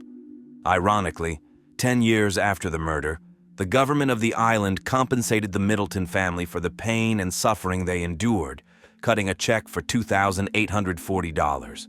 On March 1, 2011, at 2 o'clock in the morning, Gisela Daoud heard her phone ringing. An unknown number appeared on the screen. It was a police officer from the city of Valence, asking if she was the mother of Samira Ben-Saad. She answered yes. Gisela couldn't understand why the police were looking for her 20-year-old daughter, Samira. She hadn't seen her for 3 days. The woman demanded an explanation of what was happening, but the police response did not calm her at all. The caller stated that they were searching for Samira because her boyfriend, 22-year-old Mael Combia, had gone missing. The police had discovered that the young couple had been dating for 8 months. However, Gisela knew nothing about the guy. Samira and Mael had met at a party. Samira Ben-Saad was a very beautiful woman who was aware of her attractiveness. She wanted to become a model and loved posing for photographs. Mael, in turn, was also a very nice and pleasant young man. There was an immediate mutual attraction between them, and they started seeing each other. However, on February 28, 2011, at 9:45 p.m., Mael's boss from the construction company contacted the police. He was worried because he hadn't heard from his employee for 3 days. On Saturday morning, the guy came to work and then his phone rang. He quickly got up and left without any explanation, and no one had seen him since. On Monday morning, his boss was surprised that he still hadn't shown up. They considered him a punctual and responsible employee, and it was the first time he didn't come to work. His boss found out that Mael wasn't answering calls from colleagues and friends, so he decided to contact the police. First, the police went to the guy's home in the city center of Valence, but it yielded no results because no one answered the doorbell. His car was not at the house either. On the same evening, the police talked to Mael's mother. She hadn't received any news from her son for 3 days and added that during their last meeting, he had behaved very unusually, being extremely emotional and tense. The woman mentioned that her son hugged and kissed her and said he loved her, something he had never done before. The details uncovered by the investigators seemed very suspicious. Mael and Samira disappeared on the same day without explaining anything to anyone and had not contacted their families for 3 days. It couldn't be a coincidence. One clue came from examining their phones. The investigators found out that Samira and Mael didn't just leave at the same time, but they left together in Mael's car. The phone pings revealed that on Saturday, in the middle of the day, they headed to Nice, and in the evening, they checked into a luxury hotel on the promenade. The investigators contacted the hotel and learned that there were surveillance cameras capturing 2 guys and a woman. The description perfectly matched Samira and Michaela. They left Nice on Sunday morning and arrived in Livorno, 400 kilometers east of the border between France and Italy, by the evening. The young couple was clearly heading further into Italy, and the French police sought assistance from their Italian colleagues. Michaela had booked a room in a prestigious hotel in Livorno. The hotel staff confirmed that a guy and a woman matching the description of the missing couple had stayed with them. So, Saturday evening was spent in Nice, and the next day they headed to Livorno. Everything indicated that Samira and Michaela had embarked on a spontaneous romantic journey, especially considering that the Riviera was conducive to such adventures.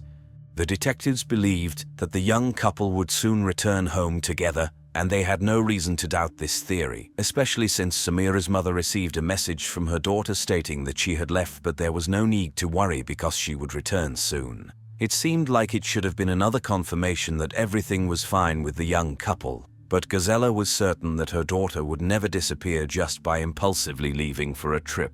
Samira was a responsible woman who never missed work. There was another detail that troubled Gazella. She couldn't understand how her daughter, who loved being photographed and never left the house without meticulously applied makeup, styled hair, and carefully chosen clothes, could go away for several days with a young man without taking any belongings with her. She was also puzzled by the fact that Samira sent an SMS. The thing is, she would usually just call her mother. They were close and could talk for hours, so receiving a text message didn't calm her down. Instead, it only worried her even more. The next news about the case came from the city of Imperia, located in northern Italy, approximately 80 kilometers from Nice. On Monday, March 3, 2011, Massimo Bessone was on his way to work when he turned onto a small street to take a shortcut. Along the road, he noticed something strange. At first, he thought he saw a mannequin, but when he opened the door, he realized it was a woman. Massimo shouted something but received no response. However, the woman was clearly moving. He quickly called for an ambulance. Italian police determined that she was the missing French woman. Someone had shot her in the back of the head, and the bullet had lodged in her skull. The theory of a romantic trip could now be discarded. The French police were perplexed. Initially, it was a case of suspicious disappearance, then they thought it was a love-related escape, but now they were dealing with a girl who had been wounded in an attempted murder. Samira was alive but in critical condition. She was immediately taken to the hospital, and her mother was informed. When Gazella arrived at the hospital, she didn't even recognize her own daughter at first. It's difficult to describe the sight. Samira's head was shaved bald, and she resembled a 9-year-old child. The woman refused to believe that her daughter ended up in Italy with a bullet in her head.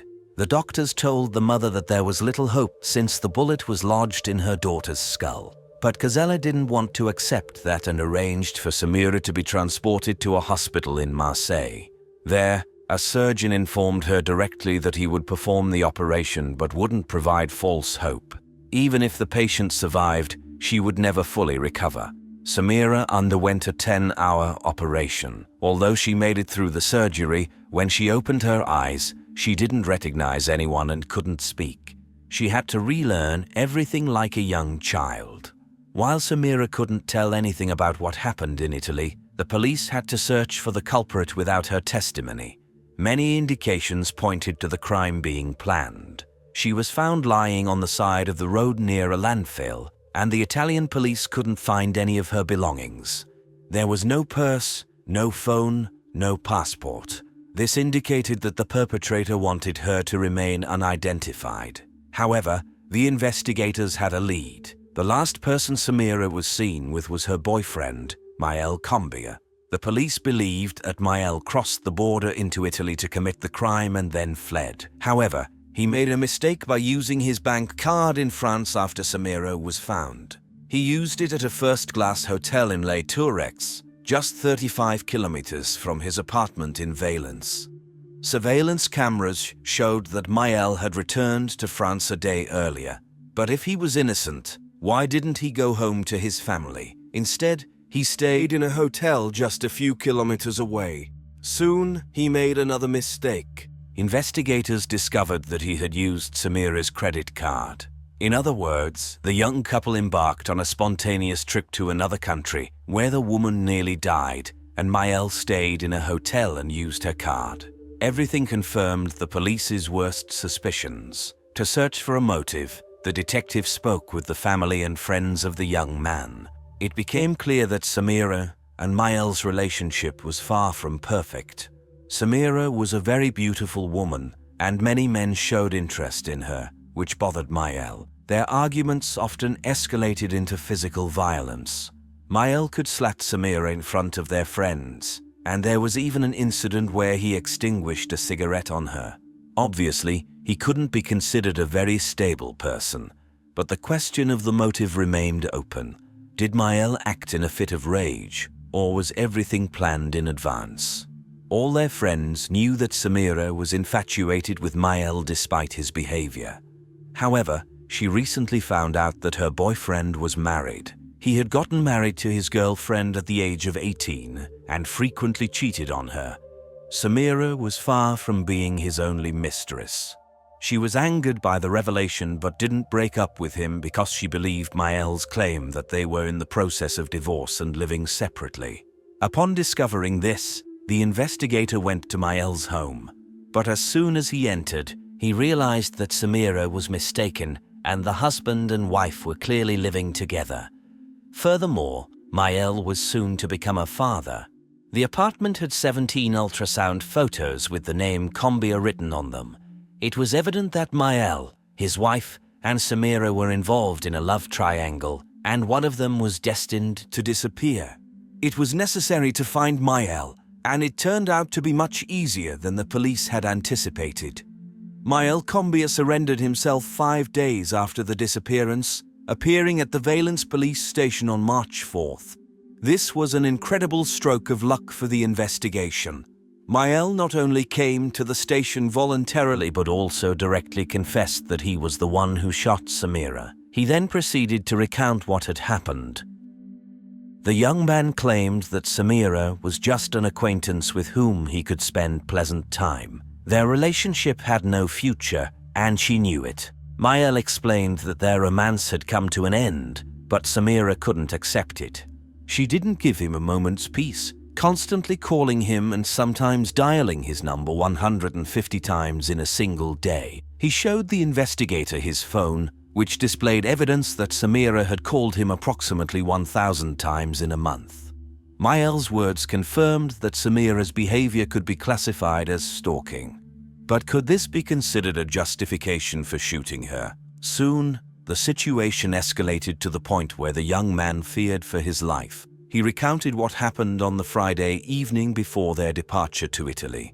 Samira confronted him in a nightclub while he was kissing another woman. She stormed out of the club, scratched his car with her key, and they began arguing, which escalated into a fight with Samira's cousins. This incident terrified Michaela because they claimed to have weapons and threatened to kill him. Michaela was in a panic. He quickly got into his car and left the nightclub, deciding that he needed to come up with a way to protect himself in the future.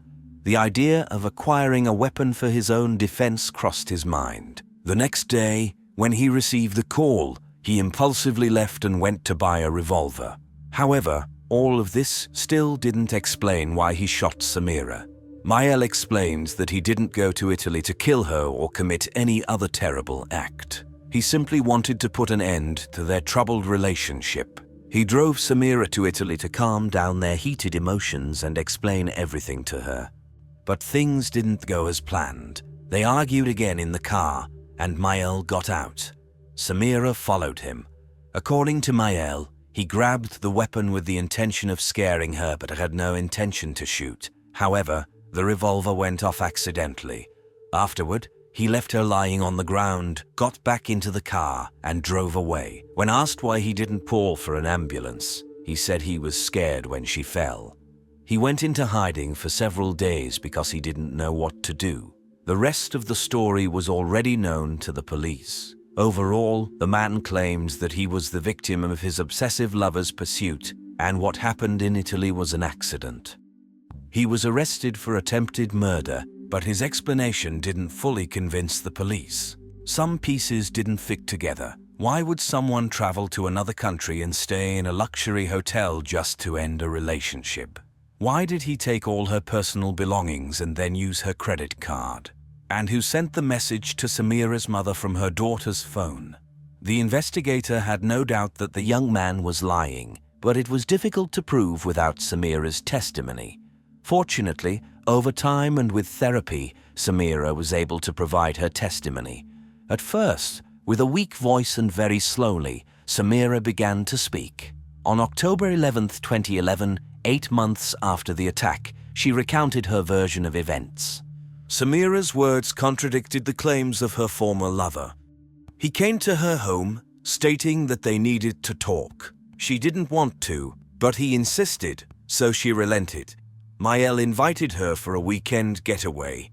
She asked where he wanted to go, and he replied, Spain. This didn't sit well with her, so he took her to Nice instead, and from there, they went to Italy. After 2 days of leisure, on the 3rd day of the trip, Michaela unexpectedly veered off the road.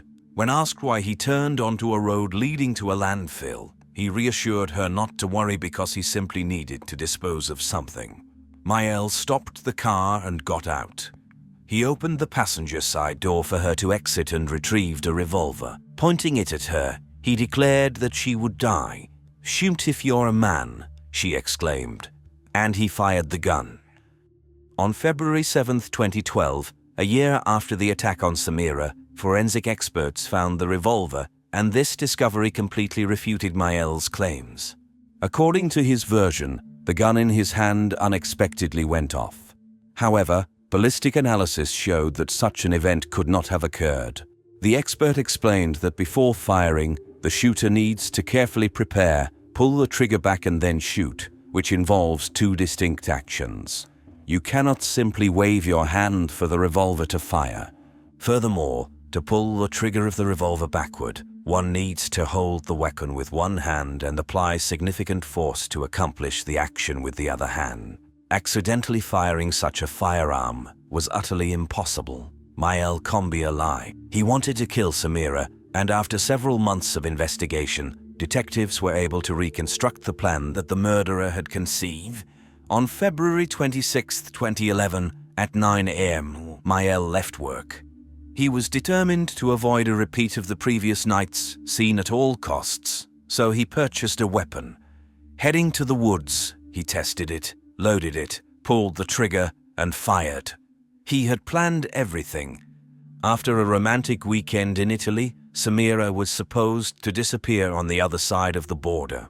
Italy served as the perfect country to commit the crime since he had no connections there. Driving off the road, Michaela pulled the woman out of the car, declared he would kill her, and shot her. Then he took her belongings to prevent her identification. Returning to France, Michaela attempted to mislead the police by sending an SMS to Samira's mother. Everyone was supposed to believe that the woman had gone on a trip and was still alive. The guy believed he had committed the perfect crime and was confident that he would never be caught. Imagine his surprise when he discovered that his victim had survived. While the police were searching for him, he spent 5 days hiding near his hometown, contemplating his next actions. He lacked the means and useful connections to escape, so he devised a new strategy for self-defense. Michaela Combia decided to go to the police and present his version of events. On February 10, 2014, the trial of Michaela began in the city of Valence. The trial was a real ordeal for the victim and her family. To their immense surprise, Michaela did not deviate from his version of events. He insisted that he was the victim in this case, and Samira had been harassing him, and everything that happened in Italy was an unfortunate accident. His friends stated that he had never been an aggressive person and purchased the revolver out of fear after threats from Samira's cousins, who had threatened to destroy his apartment, car, and kill Michaela himself. He hid nothing and went on a trip to Italy in his own car, taking his phone with him. He simply wanted to take the woman on a trip to calm her down, as he was emotionally exhausted from Samira's constant call. It is also worth noting that Michael conducted himself with exaggerated politeness and respect during the trial, effortlessly charming the jury, and his strategy paid off. He was sentenced to 13 years of imprisonment. The lenient sentence made many wonder if there was a connection between Michael's behavior in court and the relatively short duration of the sentence chosen by the jury. After all, people often associate criminals with unpleasant personalities, and it is difficult for them to convict a charming young man with excellent manners. Samira considers this punishment too lenient, as by the time he turns 40, he will be a free man, able to live a normal life, while she will forever remain bound to a wheelchair simply because she loved a man who decided to kill her. The surgeon explained that during 1 year of therapy, Samira regained 80% of her abilities, after which the effectiveness of rehabilitation sharply declined, leaving her dependent on the help of others for the rest of her life. She admits that she was willing to do anything for love, and this is how he repaid her. Eliza Levey was young, worked a lot, and loved adventure. She had her whole life ahead of her, but suddenly she was kidnapped by strangers. They took her deep into the forest, tied her to a tree, and threatened to brutally harm her and her family if she didn't obey. Her relatives were beside themselves with worry. An elite group of police agents got involved. But could Eliza do something herself to escape? Using an unusual tool, she put a risky plan into action. Then, one night in the dark, she noticed some lights. Was this the end of the nightmare? Or would it start again with renewed force? The 24-year-old Eliza Levey can be called a child of two worlds. Her father, James Levey, was an American born and raised on Long Island, just a few miles from New York City, while her mother, Alicia Ortiz, worked as a school teacher in Ecuador. They fell in love when James was a Peace Corps volunteer in the 1980s and soon married. Of their 4 children, 2 received dual citizenship in both the U.S. and Ecuador. James believed that raising their children in the U.S. was best, but he unexpectedly found them drawn to the peaceful, slow-paced life of South America. So the couple built a home in the middle of the Ecuadorian jungle, just across the border from Colombia. Together, they founded the organization Al Tropico to protect the invaluable tropical forest surrounding them. Eliza, the eldest of the 2, adored life in the wilderness. Her adventurous spirit kept her constantly on the move, always ready to search for new bird species or explore uncharted territory. When she returned to Ecuador, she enrolled in university, where she studied botany and biology. It was here that she found a serious passion: cycling. She organized weekly races through the streets of Quito and took long trips across the country. Her other passion became Al Tropico, the group founded by her father. She volunteered, guiding school children through the jungle, teaching them to identify hundreds of species of local birds. The dense jungles of Ecuador are home to many plants and birds, but they also provide the perfect hideout for criminals, and the country's northern border is notorious for its security problems. Illegal militarized Colombian organizations smuggle contraband and prohibited substances into Ecuador and often use small villages on the Ecuadorian side as refueling stations. In 2009, the most infamous of these organizations was FARC, Colombia's left-wing extremist guerrilla group, the Revolutionary Armed Forces of Colombia. It was FARC that held politician Ingrid Betancourt hostage in the jungle for 6 years, a story that spread across the world. However, when you grow up in a region, even one as troubled as this, life from the inside often feels completely different. This is why Eliza never felt unsafe in any part of Ecuador. And it was precisely for this reason that she suspected nothing when a man called her, explaining that he was from her hometown and, as an official, wanted to launch a new bird research project in another city near the Colombian border.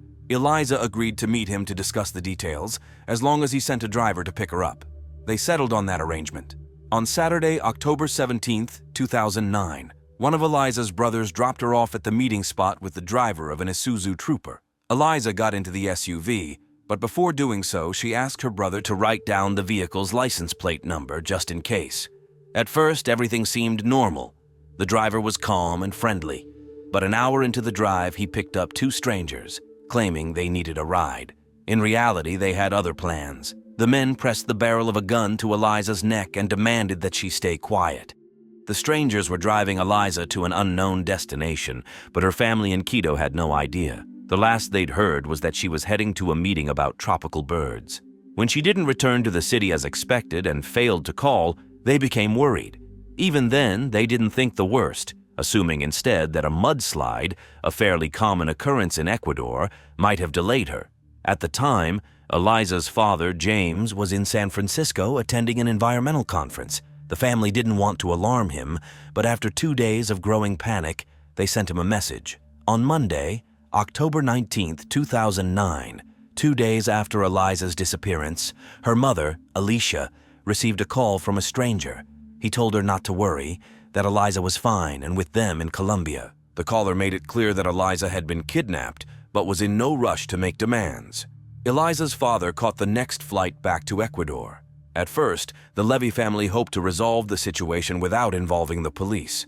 The question they faced wouldn't have crossed the mind of someone from any other country. Was it even worth calling the authorities? In Ecuador, not everyone trusts the police. Even in the case of a serious crime like kidnapping, some Ecuadorians try to solve the problem on their own. But there was another option. Ecuador's police force has an elite unit specifically for dealing with kidnappings known as UNAS. This unit, made up of 100 specially trained agents, is tasked with tracking down kidnappers and helping families through the harrowing ordeal of a loved one being abducted. They assist with negotiations, ransom discussions, and, when possible, organize rescue operations. The Levey family contacted UNAS. It's worth noting that while kidnapping an American in Ecuador is not unheard of, it is usually a less dangerous scenario, where a tourist is held in a taxi for a few hours and forced to withdraw cash from an ATM. This time, however, the situation was far more serious. The most terrifying possibility was if the kidnappers had ties to FARC, the Colombian guerrilla group. In that case, Eliza could be taken deep into the jungle and held for years. Given this, the UNAS specialists advised the family to also contact the U.S. Embassy in Quito. On the morning of Wednesday, October 21st, 4 days after the kidnapping, FBI agents, UNAS officers, and other agents arrived at the Levey home. They promised to try to track down the kidnappers, but they emphasized that the most critical and delicate task in securing Eliza's release would be communication with the criminals. The leader of the kidnappers had left Eliza's mother with a phone number, but who would have the courage to call him? The agents decided that Eliza's father, James Levey, who was known by the Spanish version of his name, Jamie, was capable of handling the delicate task of communicating with the kidnappers. With the agent's guidance, of course. They handed him a sheet with potential phrases the kidnappers might use and how he should respond. After a brief briefing, James made the call to the leader of the kidnapping gang. He had to ask his wife to leave the room to avoid breaking down in front of her. The conversation lasted 4.5 minutes, and the kidnappers didn't allow James to speak with his daughter, claiming she wasn't with them. However, the most important information they gave him was that Eliza had been kidnapped for ransom, and they would later reveal the amount. James held himself together remarkably well during the call, but that evening after the agents left, he locked himself in his office with a bottle of whiskey and broke down in tears. He was overwhelmed with guilt, blaming himself for what had happened. For years, he had worked with various organizations and groups on both sides of the Ecuador-Colombia border, and he had arrogantly believed that his family was safe from harm. At the same time, Eliza was being held in a remote area of Ecuador, less than 200 miles from her family. She had no way of knowing that they were fighting for her release. All she knew was that the past few days had been the most painful, disorienting, and terrifying of her life. After the strangers jumped into the SUV, they pressed a gun to her neck and promised that nothing would happen to her as long as she behaved sensibly. They threw a towel over her head, cuffed her hands, and gagged her. Then they dragged her from the front passenger seat to the back, laying her on the floor. One of the men moved to the front while another stayed in the back to guard her. Eliza didn't even think about resisting. Everything had happened so fast that she hadn't fully realized she had been kidnapped. It felt like a dream, but it was a nightmare she couldn't wake from. They drove off-road for over an hour, bouncing along rough terrain. Then, the vehicle came to a sudden stop.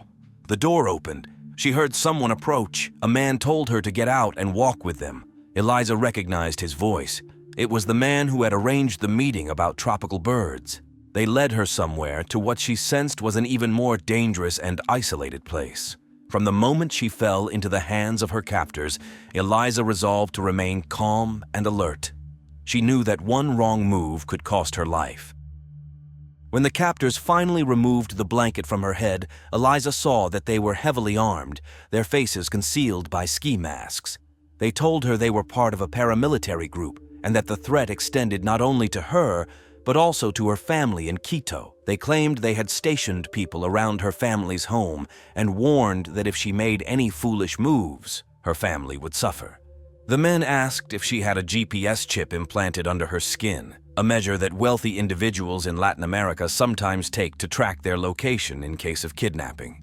That's when Eliza realized that the gang believed she came from a wealthy family. She assured them this wasn't the case, but the men were convinced that her American father would pay a large ransom for her. After that, they forced her to record a message on a phone for her parents. She spoke under their direction. "Mom, Dad, I'm okay. Just do what they say and don't talk to the police." She tried to speak calmly, knowing that her mother would be terrified beyond words. The men then took her phone, watch, and tablet from her backpack, but left her with a change of clothes, a book, and something else she wouldn't remember until much later. They chained her to a tree, next to which they had hastily set up an improvised tent. Under the guidance of the agents, Eliza's father, James, negotiated with the kidnappers regarding the ransom. He knew that kidnappings were common in Ecuador, but he had always believed his family wouldn't be affected, as they didn't have the money to make them targets. However, in a country where being an American often equates to being seen as wealthy, his worst fears were confirmed when the leader of the gang valued Eliza's life at $1 million. Following the agent's instructions, James told the kidnappers that he wouldn't even consider paying a ransom until he was certain his daughter was alive. Although the criminals had forced Eliza to record a message for her parents, they never sent it. So James asked questions only Eliza could answer, such as the names of her grandmother and godfather. When they received the correct responses, the family was finally assured that Eliza was alive. The urgent issue then became how to raise the money. Despite the U.S. Embassy providing every possible support to the family, they were unable to offer the ransom. If the embassy were to pay $1 million for every kidnapped American, it would set a dangerous precedent. Essentially, the family only had their house, and the bank agreed to loan them $80,000 with the home as collateral. In desperation, James called his relatives in New York, and his brother and sister decided to give him all the money they had saved for retirement. James and his wife planned to sell the house afterward to repay their siblings. James informed the kidnapper that the maximum they could gather was $150,000, but the captors insisted the ransom should be closer to $1 million. With each conversation becoming shorter and more tense, the agents knew time was running out. They hurriedly began surveillance on known criminals in the region who could be suspects. Meanwhile, the family had no idea what Eliza had already endured or what lay ahead for her. By this point, she had spent 2 weeks chained to a tree, only able to move as far as the chain would allow. Exhausted and with limited mobility, she fought to stay strong, but it was becoming harder to battle her fears. Nighttime was her only solace, when she imagined she could hear her mother's voice. She found comfort in this imagined whisper, and, though she had never been particularly religious, she began to pray. Of course, Eliza had no idea that U.S. and Ecuadorian agents were hunting her kidnappers, let alone that Colombian specialists had joined the investigation. Colombians have extensive experience dealing with kidnappings, and their assistance proved invaluable. They provided high-tech equipment to track the leader of the gang's mobile phone. Naturally, there was no guarantee that he was in the same location as Eliza, but investigators had other leads to follow. The most useful lead came from Eliza herself when she asked her brother to record the SUV's license plate number. Investigators matched this number with those of vehicles captured by surveillance cameras at toll booths. They identified the vehicle used by the kidnappers, which had passed through several toll booths and was heading towards the Colombian border. During her captivity, Eliza interacted only with the 2 guards who watched over her. The leader of the gang would come and go, staying in a cabin about 50 yards from her tent, and she rarely saw him directly. The 2 guards played the classic roles of good cop and bad cop.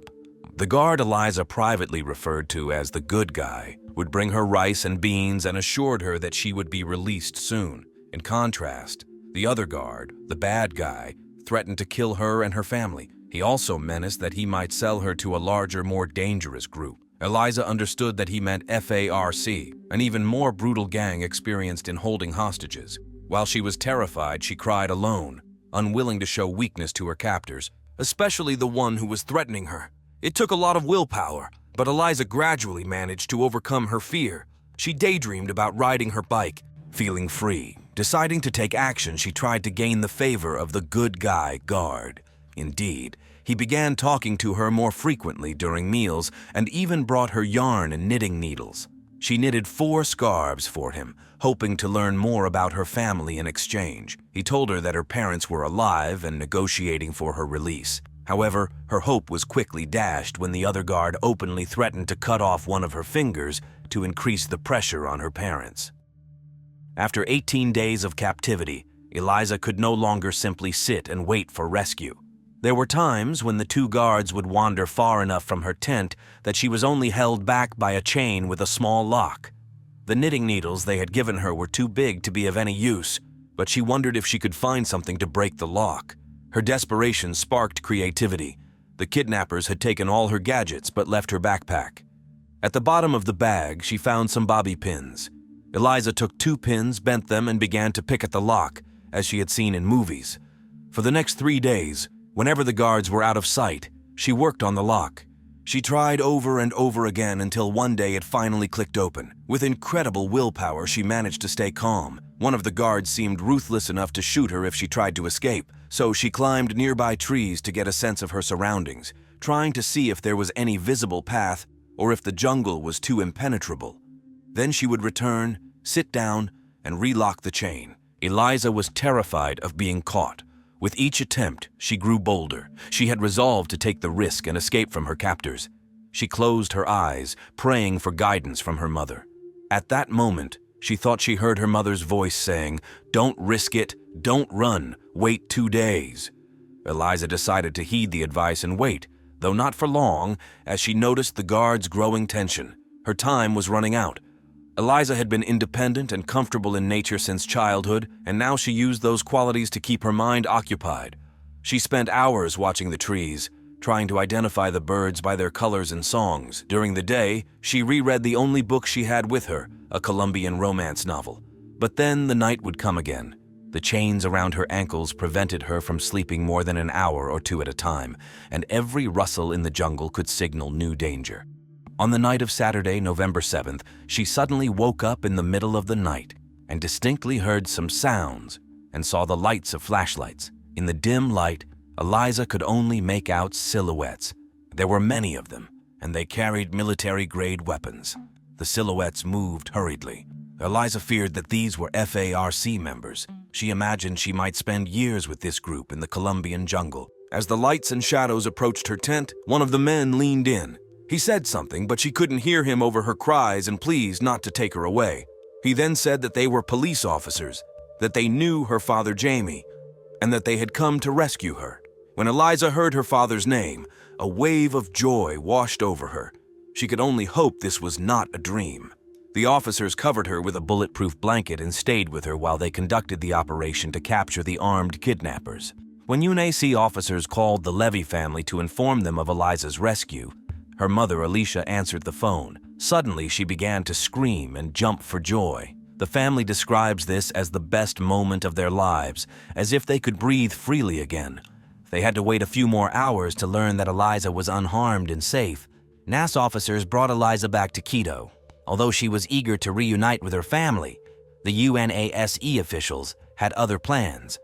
They wanted to highlight the successful operation to rescue the hostage and encourage other families to seek police assistance without fear. To publicly showcase the moment of reunion, they held a brief press conference before introducing Eliza to her parents. After 3 weeks of anxious prayers and waiting, her family finally embraced her.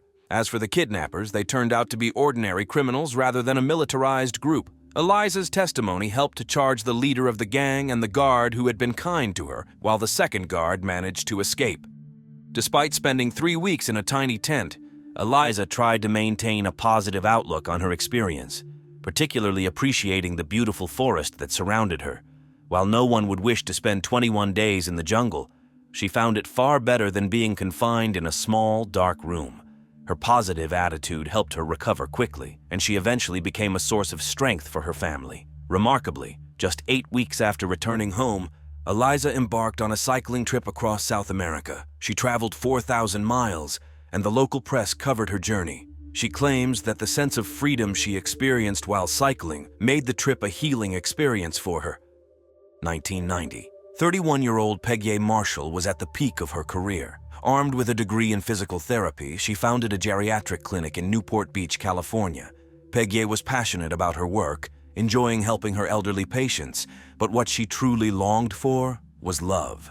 Her dream came true that same year when she met 24-year-old volleyball player Eric Beckler. Peggy and Eric both loved sports, which became their shared passion. Just a few months after meeting, they became inseparable. They lived together in Peggy's apartment and worked together at her clinic. Eric handled the finances, while Peggy provided physical therapy services. Together they made a great team, and the business quickly grew, along with their bank account. Before this, Eric didn't have much of a career, but thanks to his girlfriend, his financial situation improved dramatically, and he enjoyed a stable and wonderful life in a great neighborhood. Soon after their magical wedding ceremony, Peggy Beckler learned that she was expecting a child. But the growing family didn't significantly change their lifestyle. The couple simply brought their daughter with them to the beach. Not long after their first child, a second arrived, and the family moved into a beautiful home they bought for $1 million. They hired 2 nannies, one for weekdays and one for weekends, especially since a third child had arrived. This was the big family Peggy had always dreamed of, like the one she grew up in herself. Thus, the 5th anniversary of the Becklers' marriage quietly arrived. On July 6, 1997, Gary Green, along with a large group of friends and family, was heading from Newport Beach to Catalina Island on his boat when he noticed a boat circling in the ocean. Nearby, a man on a surfboard was struggling in the water, calling for help. Gary Green threw him a life jacket to keep him from drowning and called the Coast Guard. When they arrived, they saw the boat displaying a phenomenon known as the Circle of Death. This happens when the person controlling the boat lets go of the steering mechanism while the engine is running and the propeller is still spinning. Ideally, the operator should be connected to a safety lanyard, which would immediately shut off the engine if they were thrown overboard. However, people often ignore this rule. So when the steering mechanism is released, the force of the spinning propeller creates torque, causing the boat to make sharp turns and continuously rotate in a circle. The Coast Guard was able to stop the boat. They also pulled the man from the water and brought him back to the harbor. He was freezing, panicked, and in tears. The man was Eric Beckler, and his wife, Peggy Beckler, had been on the boat with him. A rescue operation for Peggy immediately began. At that point, she had been in the water for less than 2 hours, and the Coast Guard was hopeful that the rescue would be successful. Peggy was an extraordinarily strong swimmer. At an early age, she was diagnosed with scoliosis and had to wear a back brace. She was only allowed to take it off while swimming, so she spent a lot of time in the water. Swimming became second nature to her. There was a very high chance that Peggy was at least keeping herself afloat while they searched for her. The key was to pinpoint her location as accurately as possible. To aid the rescue operation, the Coast Guard spoke with Eric. He was distraught, shaking, and crying, but he managed to explain that they had been celebrating Peggy's birthday and their 5th wedding anniversary that day. In the morning, he woke his wife up and announced that they were going to the beach. There, a surprise awaited her. Eric had rented a speedboat with a fairly powerful engine. However, it was easy to handle, even for beginners. The couple initially planned to swim in the harbor, but soon grew bolder and ventured farther into the ocean for some excitement. For a couple with no experience in ocean boating, renting a speedboat and heading out into the ocean was quite ambitious. But they were enjoying their time. They had a picnic, drank margaritas, and made love. Eventually, they decided to head back. Peggy was at the helm, while Eric wanted to take one more ride on a boogie board. This type of surfing involves catching a wave while lying on your stomach on a relatively small board. As they approached the harbor, they were hit by what's known as a rogue wave or a killer wave, which completely engulfed Eric. When he resurfaced, Peggy was no longer on the boat. The boat itself was circling, making it impossible to get close. He couldn't swim away either, as he was still hoping to see Peggy on the water's surface. The Coast Guard officers were slightly puzzled by the fact that the weather conditions that day were surprisingly favorable for a sea trip. There were no waves and only a light breeze. They mentioned this to Eric, but he stood by his story. The investigators didn't argue. Although there had been no reports of rogue waves, they could have gone unnoticed. The ocean is an unpredictable place. Even in calm weather, many factors, wind, currents, tides, can combine to form unexpected, sometimes deadly waves. Hours passed. Evening came. But the Coast Guard helicopters and boats continued to search for Peggy. Even Navy submarines joined the search efforts. As night fell, confidence in a successful rescue began to fade. If the current had carried her away, she could have ended up in Santa Barbara or even Mexico. Peggy Beckler was searched for relentlessly for several days, but in the end, the difficult decision was made to call off the search. The Coast Guard focused on examining the boat. First, they made sure there were no mechanical issues that could have caused the accident. Then, they tried to recreate the situation the couple had been in. All the experiments showed that no matter how the boat rocked, the person steering it should have fallen inside the boat, not into the water. There was another odd detail. A pair of sunglasses was found near the steering mechanism. If Peggy had been swept away by a wave, the glasses should have fallen overboard, along with other items which should have been in disarray, but nothing of the sort was observed. Suspicion grew, and the Coast Guard asked the Homicide Investigation Department to look into the case. It was only later that forensic experts examined the boat. However, since the Coast Guard initially treated the case as an accident, most of the evidence had been lost. Under the mattress, the investigators found a small stain that looked like blood. The amount was too small to extract DNA or even determine the blood type. They couldn't even confirm if it was human blood or from a fish. Nevertheless, this didn't stop the investigators from questioning Eric about the discovery. Eric explained that his wife was on her period, and since they had been intimate, something could have gotten on the mattress. A reasonable explanation, but the detectives weren't ready to take his word for it. The boat was treated with luminol to detect traces of blood, and they found a whole pool of blood that had been carefully cleaned. It was invisible to the naked eye. Unfortunately, too much time had passed, and it was now impossible to determine when the blood had appeared or who had cleaned it up. Besides, Eric seemed so distraught over his wife's disappearance. No one believed that he could have killed his beloved wife. Moreover, there was another theory regarding her disappearance. Peggy and Eric had been spending too much money. Eric hadn't made mortgage payments on their home for several months, and their financial situation had deteriorated. But at that moment, Peggy caught a lucky break. She was approached by representatives of another company interested in buying her clinic because it had achieved great success. Peggy was faced with a tough choice. She didn't want to sell her clinic for any amount of money, as it was her life's work. However, her husband felt differently. He wanted to get rid of all their problems and difficulties, take the money, and not work. After giving in to his persuasion, Peggy agreed to sell the business. But luckily for her, the new bosses wanted both her and her husband to stay and continue working at the clinic. This was a great solution for them, but the situation didn't last long. The new owners uncovered fraudulent schemes through which the clinic had been receiving money from insurance companies for services it hadn't provided. During the period in question, Eric had been handling the finances, but his wife, as the clinic owner, took the fall. The new owners found this unacceptable and fired both of them. But losing her job wasn't the worst part for Peggy. Her clinic had been draining money from medical insurance providers for years, and someone had to be held accountable. She was facing charges of fraud and tax evasion. These are federal charges, and theoretically she could have faced 10 to 15 years in prison. Peggy confessed all this to Eric's mother, Linda. This is why Linda was convinced that Peggy had staged her own disappearance. She believed that Peggy, being a strong swimmer, had jumped overboard, easily swum to shore, and then settled somewhere in Morocco or the Caribbean. Linda thought Peggy would only return once the statute of limitations on the federal charges expired. At first, Eric's actions seemed to confirm her suspicions. He recovered surprisingly quickly after his wife's disappearance. He then sent their 3 young children to live with Peggy's parents, giving them full custody. But if anyone thought that Eric would soon try to disappear and join Peggy, they were mistaken. Just 3 months after his wife's disappearance, Eric was already dating someone new. Her name was Tina New, a model and actress who appeared in TV shows.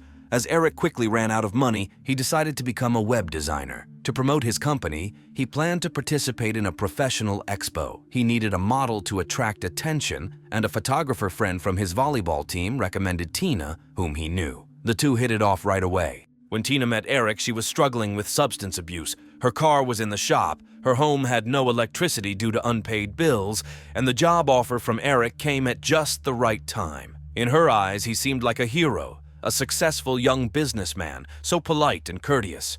So when he invited her to come home with him that same evening, Tina agreed.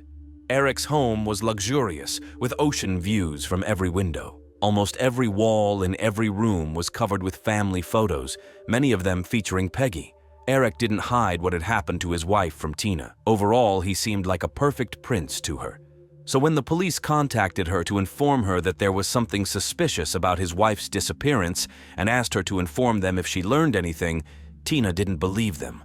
The detectives left her their card, confident that once the initial charm wore off, she would call them, and they were right. Eric's new business failed after just a year, and he was catastrophically short of money to maintain the lifestyle he was used to. He lost his home, and he and Tina moved into a modest apartment. He also tried playing the stock market, but things didn't go well for him there either. The creditors were calling non-stop. Their relationship deteriorated significantly. They fought, reconciled, and fought again. It was October 1999. More than 2 years had passed since Peggy's disappearance. Tina and Eric had a fight so loud that the neighbors called the police. When the officers arrived, Eric was not in the apartment, and Tina handed them the detective's business card, asking them to call him. She told the arriving detectives that when they last spoke, she and Eric had just started dating. She was in love with him and believed the story he had told her. But now, she was certain that Eric had killed his wife. Tina told the detectives that a few weeks earlier, she and Eric had been at home, and she was watching old television shows that featured her. While fast-forwarding through the commercials, she suddenly stopped on a segment that had somehow been recorded. It was a news segment about the disappearance of Peggy Beckler. The news report discussed the water current and the weather on that day, which was completely inconsistent with what Eric had told her. Tina looked at him and said, "You lied to me." The blood drained from his face. He turned pale. Eric admitted that he had seen his wife fall overboard but hadn't been able to swim to her in time. Tina asked if he couldn't or didn't want to. He replied, "I couldn't." Then he thoughtfully added, "Or maybe I didn't want to." A bad feeling began to creep over Tina, but she decided to brush the conversation aside. A couple of weeks later, Tina and Eric were relaxing at a club where they were using illegal substances. When they returned home, they were lying in bed, still not fully recovered, when Tina suddenly exclaimed, "Oh my God, you hit her in the head." She didn't even understand why she realized this so clearly. Eric even jumped. He asked, "How do you know that?" But she didn't know until he confirmed it with those words. Tina demanded to know how it all happened. It turned out that the day before the boating trip, Eric had prepared a cooler, dumbbells, trash bags, and everything needed for margaritas. Eric told Peggy that it was a surprise, so she didn't even look into the bag. They went out into the ocean. Peggy was just lying there, relaxing, sunbathing, when her husband approached her from behind and, according to him, hit her so hard that she didn't even feel it. Then the murderer folded his wife's body in half, tied her ankles, wrists, and neck together, put 2 trash bags on Peggy, and dumped her into the water with a weight of 30 kilograms. After that, he returned to the boat several kilometers closer to shore. This meant that the Coast Guard, helicopters, and submarines were all searching for Peggy in the wrong place. Tina told the police all of this, but her words weren't enough for even an arrest of Eric because she could simply be making false accusations against her ex-boyfriend. However, this wasn't the first time detectives had heard similar allegations against Eric. They had heard the same from his best friend, Kobe Laker. A few months after the boating incident, Eric's friend, Kobe Laker, went to the police with a lawyer. Kobe had already been questioned before, but now he confessed that he had lied when he told the police that the couple had a perfect relationship. Eric had repeatedly confessed to his friend that he was fed up with his wife and could no longer tolerate her. Eric considered his wife controlling and demanding. On the other hand, she was carrying the weight of the children and the business, while he just wanted to play volleyball with his friends. She brought money into the household and he was happy to spend it. All of this Eric had shared with Kobe. One day, Eric directly asked his friend what he would think if Eric killed his wife. Allegedly, Eric was considering taking her out into the ocean and dumping her in the water in a barrel or something similar. When Kobe regained his speech, he asked if he was joking, and Eric replied, "Maybe." Kobe stated that he hadn't mentioned this before because he was scared and wanted to protect his friend. Thanks to the young man's testimony, the police officially classified the case as a homicide, but without physical evidence, including the victim's body, investigators couldn't proceed. They needed to get Eric to confess on tape. Kobe agreed to wear a recording device and meet with Eric, but he couldn't get his friend to open up. Eric remained calm and insisted that Peggy had indeed had an accident. The police had only Kobe's word against Eric's. That wasn't enough for an arrest. By the time Kobe testified, the police had long given up on the idea that Peggy had faked her disappearance to avoid fraud charges. In reality, she faced a maximum fine, not prison time, so it was unlikely she would have abandoned her beloved husband and children to hide in another country. Therefore, the police now suggested that Tina try to get Eric to talk so they could record his words and arrest him. She agreed because she was openly afraid of her boyfriend. On October 29, 1999, the police placed a listening device on the girl's back and another in her handbag. Tina and Eric met at a restaurant, with detectives positioned both inside the restaurant and outside in the parking lot. The girl was supposed to act confidently, but she was afraid that Eric would hug her and feel the device on her. Eric and Tina had a couple of cocktails, after which Tina got down to business. She told Eric that the police had come to her asking questions about Peggy's disappearance, so they needed to agree on how she would respond. The man simply replied that she hadn't been on the boat. That was all she needed to say. But that answer didn't satisfy Tina. She had always known that if anyone could get Eric to talk, it would be her. So she asked how it had come to this. Why didn't he just divorce his wife? Eric replied that he would lose money in a divorce and would never see his children again. His wife would take them away and wouldn't let him see them. But who was he fooling? Tina knew very well that as soon as Peggy disappeared, he had given custody of the children to her parents. Still, that was something. Tina continued to press. She asked how she could be sure he wouldn't do something similar to her if they continued to date, to which he replied that he would never do that again. This was not enough, but still sufficient for Eric's arrest. The detectives, of course, did not hear a confession from him because he demanded a lawyer. But when they searched him, they found a weight bench that was missing only the 15-kilogram weights. Together, they accounted for the 30 kilograms he had mentioned to Tina. The trial began. This was a unique case because the prosecution had no physical evidence of the man's crime or that Peggy was even dead.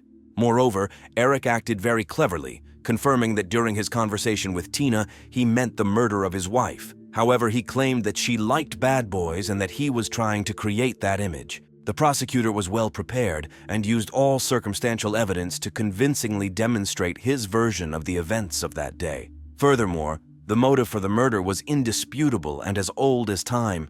Both spouses were insured for more than $2.5 million. Today, that would be the equivalent of nearly $4 million. This issue clearly concerned Eric because 3 months before Peggy's disappearance, he called her brother to inquire about the money.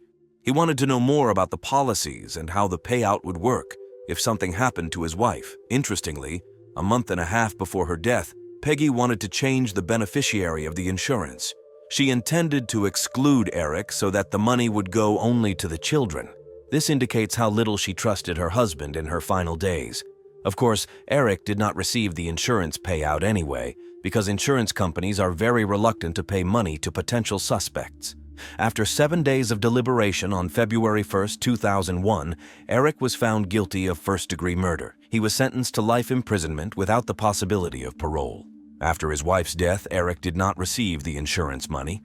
Instead, he lost his home and income, and his new business failed. Indeed, Peggy was far more valuable to her husband alive.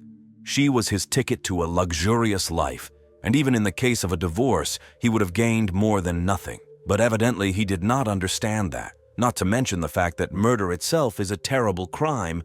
Overall, he did not act very sensibly. No wonder his volleyball buddy said he must have had an accomplice because he was too foolish to come up with everything on his own. Not to mention that the police had no evidence, but his long tongue led to him spending the rest of his life in prison instead of playing volleyball on the beach. Kauai is the Hawaiian island garden, rightfully bearing the title of one of the most beautiful places on Earth. Tourists come here to enjoy an unforgettable vacation, with jagged coastal cliffs, lush tropical forests, and no one notices the not-so-young man alone, handing out leaflets and telling the story of his brutally murdered daughter Sandra. When Sandra Gallas was found strangled, The police quickly narrowed down the suspects to 2. The case seemed crystal clear and straightforward, but it took many years before justice prevailed, all thanks to one determined father. Standing at his daughter's grave, he vowed that as long as he lived, she would not be forgotten, and her case would be solved. This is the story of a father who remained the driving force behind the investigation, setting himself the goal of securing the conviction of his daughter's killer and allowing nothing to stand in his way. Sandra, the daughter of Toshi and Larry Mendonca, was born in Japan, her mother's homeland.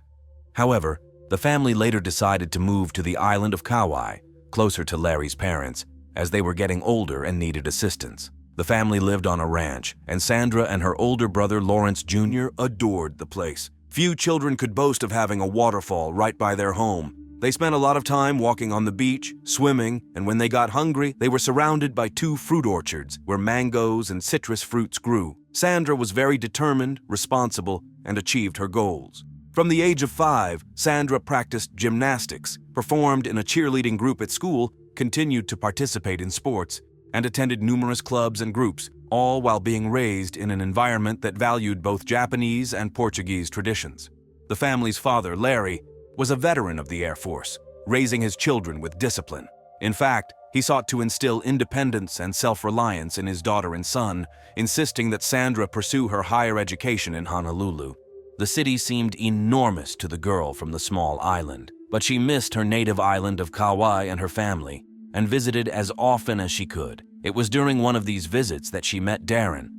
During the summer break of 1999, Sandra found temporary work at a transportation company where she met her future husband, Darren Gallas. She was 21, he was closer to 30, and he immediately captivated the young, inexperienced girl. She fell head over heels for him, dropped out of university, and soon the young couple got married. 9 months later, their first child, Austin, was born, followed by Braden 2 years later. Sandra adored her boys, and the family life seemed happy until April 2005, when she went to her parents, visibly distraught. She told them that while she was taking things out of her husband's backpack, 2 slips of paper fell out, each with a different phone number. Sandra called these numbers and found out they belonged to 2 different married women. She demanded an explanation from her husband. He didn't admit to anything, insisting that he only had friendly relationships with the women. But Sandra knew it was a lie and realized she couldn't forgive her husband. By June, Darren had moved out of the family home, leaving Sandra to deal with the bills on her own.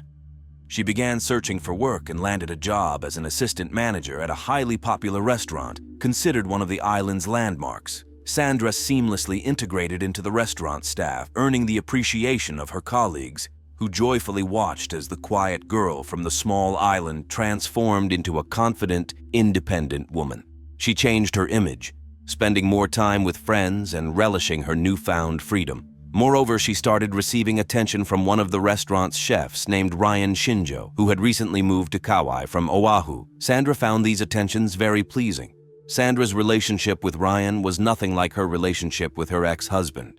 The couple spent a lot of time together, going out, relaxing, attending concerts, and even traveling to Honolulu for shopping trips, where Ryan spoiled Sandra with expensive gifts, such as Louis Vuitton suitcases. It seemed that Sandra was very happy with her new boyfriend, and a new beautiful chapter of her life had begun. This continued until January 25, 2006, when Sandra's boss called her parents asking if they knew where their daughter was because she hadn't shown up for work. It was unusual for Sandra to miss work and not answer calls, but her parents, who were visiting her older brother in Dallas at the time, weren't worried, thinking she might have some urgent matters to attend to. However, at 3 o'clock in the morning, another call came in, a time when bad news usually arrives. Sandra's brother answered the call. Their father understood everything when he heard his son's prolonged scream, "No!" He would never forget that cry, dividing his life into before and after the murder of his daughter. Sandra was found by her boyfriend Ryan. Since no one could reach her at 9:30 p.m., he went to check if she was home. The door was locked and no one answered. However, he went around the house, looked through the ventilation gap below the garage, and thought he saw a girl in the car. He couldn't open the garage himself, so he called a friend who quickly arrived with tools. Sandra was indeed lying in the car. She was slumped to the right on the passenger seat, face down. Her body had long gone cold. Sandra's shirt and bra were twisted. Bruises adorned her face. Her lip was split, and there were clear marks on her neck from strangulation. She had been choked with something thin, resembling fishing line. However, the arriving police officers couldn't find anything resembling a murder weapon. The girl was killed early in the morning, 10 hours before Ryan arrived. But it was impossible to determine the exact time of death. All of Sandra's belongings, including her phone, remained in place. Nothing was missing from her purse, car, or home. There were also no signs of violence. In other words, it was obvious that whoever killed Sandra did so in a fit of rage. Fingerprints of Darren and Ryan were found, but since one of them had lived in the house until recently and the other had been in a relationship with her, it didn't raise suspicions.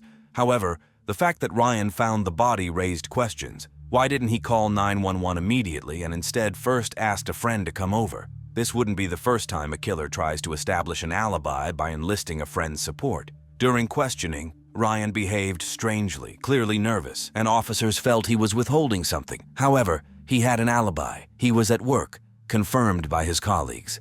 Darren, on the other hand, was more intriguing. That morning, he called in sick to work, essentially lacking an alibi. Darren showed no reaction to Sandra's death but told investigators that he still loved his wife and wanted to reconcile. His colleagues revealed that 2 days before the murder, Darren, working on the road, saw Sandra and Ryan together as they drove past in her car. Witnesses said Darren exploded with rage. He was furious, tearing and throwing things. In other words, he had a motive and lacked an alibi for the time of the murder. He was detained, but the next day, lacking additional evidence, he was released. Days, weeks, and months passed without any progress in the case. Crushed by loss and yearning for answers, Sandra's father, Larry Mendonca, began his own investigation. A local resident and former military man, he had the connections and skills to piece together all the facts surrounding his daughter's murder. At that time, and this is crucial for the case, Sandra and Darren were disputing custody of their 2 sons. But Sandra worked evenings at the restaurant, and the boys stayed overnight with Darren. Sandra would pick them up at 6 in the morning, feed them breakfast, and get them ready for school and daycare. However, Larry learned that on the evening before her murder, Sandra stayed overnight at her boyfriend's house. He drove her home around 6 in the morning. Then, according to neighbors, she went to pick up the boys and quickly returned, but without the children. Larry also discovered that at 10 o'clock, his daughter had an appointment for a manicure at a salon 45 minutes away from her home. She never showed up. This helped narrow down the time frame when she was killed, from 6:30 to 9:15 in the morning, when she needed to leave to make it to the salon. Since Ryan had an alibi and Darren didn't, Larry's thoughts moved in the same direction as the investigators.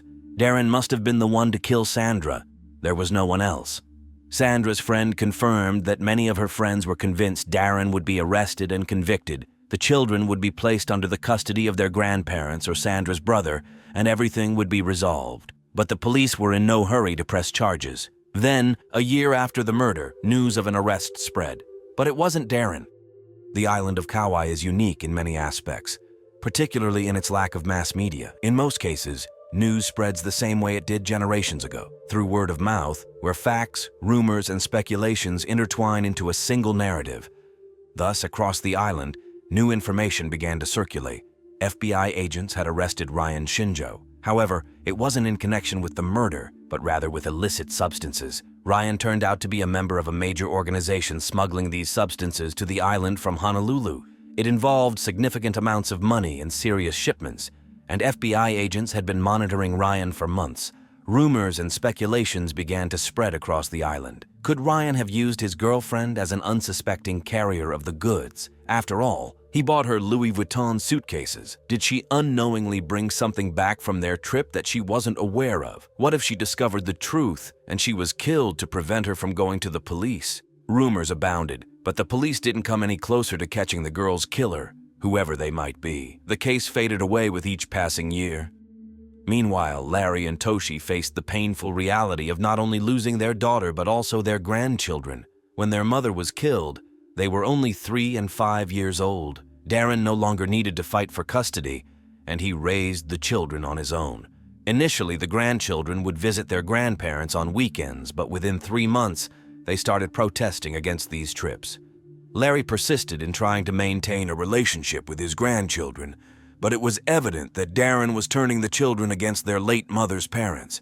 Darren himself appeared everywhere with his new girlfriend Sharon, whom he knew even before Sandra's murder. Then, in 2009, 3 years after his daughter's murder, Larry began to conceive a dark plan for revenge for her death. Fortunately, his plans were put on hold when a new police chief arrived on the island of Kauai, bringing renewed hope for justice to Larry. Police Chief Darryl Perry had been enjoying retirement, but returned to work after the sudden loss of his 26-year-old son. Therefore, he understood the pain of a father who lost a child. After a very emotional meeting with Larry, Chief Perry resolved that Sandra Gallas's case must be solved at all costs. The new police chief enlisted the help of 2 friends in Honolulu, investigators from the cold case department, to review Sandra's case. Perhaps they could notice something that had been overlooked, and indeed, they managed to discover something using advancements that were cutting edge for 2009. Forensic scientists had the capability to extract DNA from an item touched only once. With this technology, they found Darren's DNA on the victim's shirt and bra. Larry hoped that they were getting closer to solving the case, and the police thought an arrest was imminent. However, the prosecutor deemed it insufficient evidence because Darren never denied seeing his wife every day. The investigation stalled once again. Years continued to pass one after another. In 2012, the police chief assigned the case to a new detective, Bryson Ponce, who thoroughly reviewed all the evidence. The investigation led Bryson Ponce back to the same 2 initial suspects. But which one was the murderer? What evidence pointed against Ryan? Aside from his involvement in smuggling illicit substances, there was something suspicious about how he found the girl's body. He couldn't enter the garage through the closed door and had to call a friend who helped him open it. Perhaps he was seeking to secure a witness.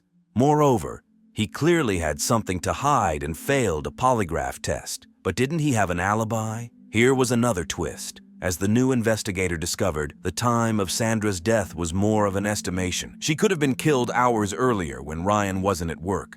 However, Darren's position wasn't much more reliable, primarily because he provided completely different statements regarding the events of that morning. Initially, he claimed that Sandra had stopped by to pick up the boys.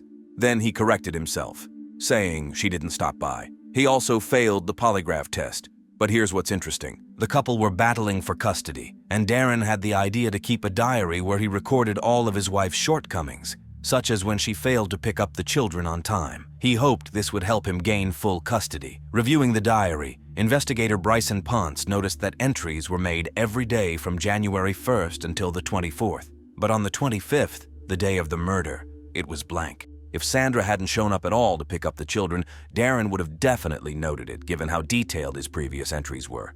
Such a gift from her side he wouldn't have missed. After all, he couldn't have known about her death until late in the evening at the earliest. Interestingly, he didn't even call his wife to clarify when she would arrive, perhaps because he knew very well that she would never arrive again. The investigator found something else. Just 3 weeks before Sandra's death, she sent emails to her lawyer describing her husband as a cruel, dangerous man who viewed her as his property and was jealous of Ryan. She detailed how her husband grabbed her, shook her violently, and yelled at her never to call her boyfriend again. He also used the children to his advantage. When Sandra came to pick up the boys at 6 in the morning, he would refuse to open the door for a long time, shouting that he didn't want to wake up so early and demanding that she leave his house because she was allegedly intruding on his property, although he knew perfectly well that the children needed to be fed and taken to school and daycare. After conducting a thorough investigation, Bryson Ponce concluded that on that morning, Sandra did indeed come for the children, but she and Darren had a quarrel, and she was forced to leave without them. Darren, still enraged after the argument, followed her, parked his car on the street a little further from Sandra's house to avoid being noticed by neighbors, and when his wife got out of the car, he attacked her. Then, he simply went back home to the children. The investigator submitted the final report to the police chief and the prosecutor. The district attorney finally agreed to bring the case to trial because everyone believed that no one else but Ponce could do more for the case, and they would not find any new evidence. Darren was charged with his wife's murder. He pleaded not guilty and was released on bail. Sandra's relatives thought that the trial was imminent, but they were mistaken. Unexpected circumstances intervened. The district attorney, who agreed to bring Darren's case to trial, lost during re-election to her post, and her successor criticized her work.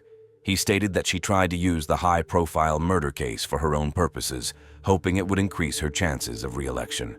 The new district attorney was convinced that they would not win the case in court because there were two suspects, and the defense would never let this fact rest. And in this case, the second suspect was a convicted felon serving time in federal prison. The court date kept getting postponed, and Larry Mendonca was not getting any younger. He feared that the promise of achieving justice, which he made at his daughter's grave, might not come to fruition, and these thoughts wore him down. Early in the morning on February 14, 2017, the 75-year-old Larry felt unwell. He was taken to the hospital with a heart attack. It was difficult for his son and wife to see him lying in the hospital bed. His condition was quite serious, but he managed to pull through. For months, he underwent physical therapy to be ready for the trial in the summer of 2017, but it was postponed once again. Meanwhile, Darren, his former son-in-law, continued to live his life, attending his children's football games with his new wife, Sharon. In 2017, Ryan Shindo, who had served 10 years in federal prison, was released and decided to speak with the prosecutor. He revealed that he and Sandra had been afraid of Darren because of his aggressive behavior, constantly provoking Ryan to fights. After one altercation at a restaurant, Sandra shouted at her husband, "Don't you dare hit me, Darren." She confessed that he had already allowed himself to hit her. Despite his criminal record, Ryan was not inherently aggressive, unlike Darren, and fully cooperated with the investigation. Finally, at the end of 2017, the district attorney decided that his investigators had completely ruled out Ryan as a suspect, and Darren could be tried for second-degree murder. Suddenly, Darren's lawyer shocked everyone by stating that his client was willing to make a deal with the prosecution, but on his own terms. He agreed not to contest the charge of first-degree assault. In other words, he did not admit guilt in the murder or the assault. However, he agreed to accept punishment for the first-degree assault for causing serious injuries to Sandra. It sounded like mockery of justice, but the prosecutor still wasn't sure if he could prove the man's guilt in the murder and agreed to the deal. Larry Mendonca was disappointed and angry. In 2017, Darren could have been sentenced to either 10 years in prison or probation. This meant that despite brutally strangling his wife, he might not spend a single day behind bars. Everything was supposed to be decided on May 30th, 2018. Larry awaited the start of the trial with a large support group, family members, friends who knew Sandra, and people advocating for justice. 12 years of investigation condensed into an hour of trial. The tension in the courtroom was palpable. Would the judge send the defendant home or to prison? As expected, the defense attorney reminded the judge of the alternative suspect. He also reiterated that this was not a murder case, and his client did not admit guilt in anything, only agreeing to punishment for assaulting his wife. Larry also spoke in court. He was given the opportunity to unleash 12 years of pain and despair, starting from that dreadful night when he informed his daughter's mother of her death. How do you tell a woman that the little girl who once fell asleep in her arms, played on her knees, ran to school clutching the lunch she made for her, is gone? Looking at Darren, Larry declared, his family received a life sentence, full of pain, sorrow, and disappointment. A lifelong imprisonment, forever. Darren didn't react to this statement as if it had nothing to do with him. It was time for the judge's decision. Larry was on pins and needles. The judge reiterated the defense attorney's words about the deal and what the defendant agreed to.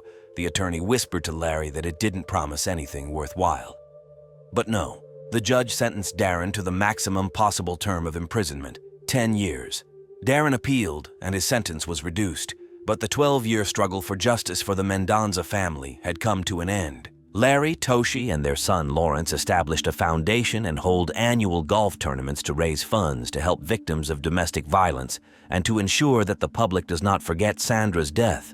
Unfortunately, Larry and Toshi failed to reconcile with their grandchildren, who are convinced of their father's innocence and hate their grandparents and even their late mother. By seeking justice for their daughter, Larry and Toshi foresaw this but couldn't act differently. All they have left today are a few rituals on the anniversary of Sandra's death. They bring flowers to her memorial, dine at the restaurant where she worked, and visit the grave where Sandra rests among her ancestors. Sandra, who longed for her native island while away from it, is now forever a part of it. Toledo, Ohio, January 27, 1992. At midnight, a call came in to the local taxi company reporting that 3 unidentified individuals had attacked a taxi driver in the parking lot of the University of Toledo student housing. The caller also mentioned hearing gunshots. The call was redirected to the 911 rescue service, and from there to the University of Toledo officers. Two colleagues, Joseph Green and Jeffrey Hodge, immediately headed to the specified location. It was quiet and peaceful there, the ground covered in snow, with no signs of the crime that had occurred. Neither the taxi, nor the driver, nor the assailants were noticeable. Nevertheless, the two colleagues decided to look around, to walk around the entire parking area. Lighting their way with flashlights, the two officers turned the corner of the building and saw the body. It was a girl, lying face down in the snow. The unusual position of her body stood out. Her hands were placed neatly at her sides, palms up. People don't usually fall like that. The victim was without a coat, her dark blue sweater pulled up, and her jeans and underwear pulled down, fully exposing the midsection of her body. And in those areas of exposed skin, bullet holes were visible. There was also a bullet wound on the back of her head. The most obvious assumption, considering the appearance of the girl's clothing, was that she had been attacked with the intent of sexual violence. The victim didn't have any documents with her, but on the same evening, her roommate reported her disappearance. The victim's name was Melissa Ann Herstrom. Melissa was a 19-year-old student at the University of Toledo, studying to become a nurse. Melissa stood out among other students. She was very beautiful, cheerful, with dark wavy hair and distinctive bright lipstick that emphasized her vivacity and zest for life. Melissa had no enemies, especially not ones who would wish her harm. She wanted to have children and believed she would be a wonderful mother. No one doubted this, knowing what a sincere and kind person she was. She had so much to offer to the world, but she was prevented from doing so in the most callous way.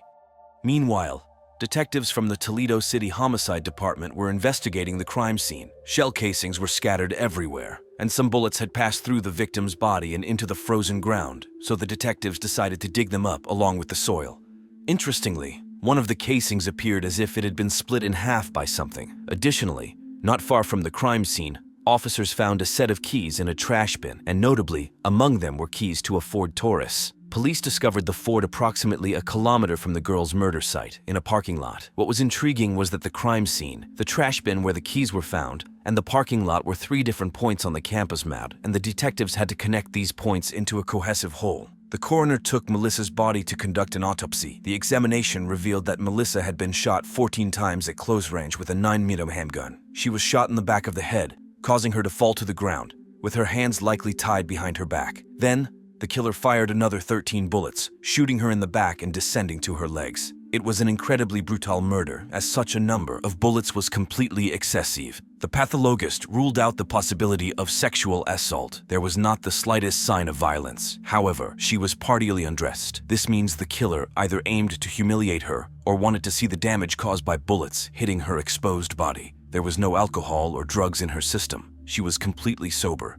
Marks on her wrists indicated that at some point she was immobilized with something, resembling handcuff marks. The detectives had no choice but to ask themselves who would use handcuffs. Primarily, representatives of law enforcement, or someone pretending to be a policeman. It wouldn't be the first time a killer, pretending to be a policeman, stopped a victim's car and committed a crime. Handcuffs are a means of control, so their suspect is someone seeking complete control over their victims. The news of the murder of the student quickly spread throughout the university campus. The situation was exacerbated by the fact that shortly before the murder, an unknown individual began terrorizing one of the female dormitories. Someone opened fire in the building, firing 9 shots, which were later removed from the walls. Considering that these incidents occurred practically one after another, everyone assumed that they were connected, because such things had never happened before at the University of Toledo. Indeed, it was the first murder on campus in decades, and the students were horrified. Melissa's friends couldn't understand how this could happen, why, and who could have done it. Everyone loved her. It didn't make sense. There were 30 girls living in that dormitory, and they no longer felt safe. Someone called their parents, and they took them home. Melissa's friends were worried that they were in danger, but investigators believed that Melissa was the target because of the brutality of the crime, the 14 shots. When the killer kept shooting at a dead girl, it looked like a crime that could only happen in a fit of incredible rage. Detectives interviewed Melissa's friends about how she spent the evening of January 26th. It turned out that she met up with a friend from the university's women's club, sorority, after which she planned to return home. However, someone called her and informed her that her boyfriend, JR, was spending time with another girl. So Melissa went to the parking lot adjacent to where JR lived. From there, she would be able to see when he returned home and with whom. It was for this reason that the police's initial suspicion fell on her boyfriend. Jealousy and anger often become the motives behind many thoughtless acts.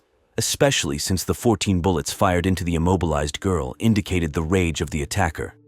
Melissa's boyfriend, JR, stated that he was indeed with another girl at his home that evening. He didn't see Melissa and had no idea that someone had informed her of his infidelity. However, things were not as simple as they seemed. Investigators found out that Melissa's personal life was more complicated than it appeared at first glance because she was hiding her new relationship from her ex-boyfriend, Kenny. Kenny was a very volatile person, the kind who gets into fights in bars, can punch a wall in anger, and yell threats in fits of rage. Naturally, the question arose of what Kenny would do if he found out about Melissa's new relationship.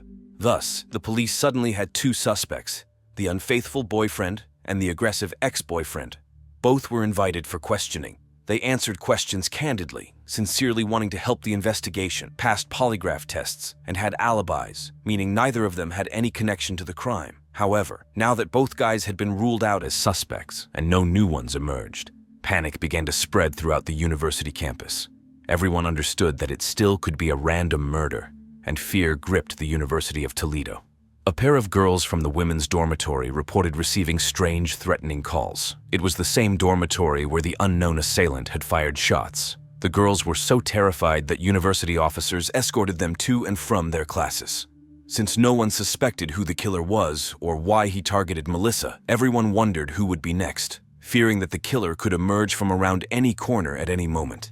Despite this, everyone had to continue studying and working.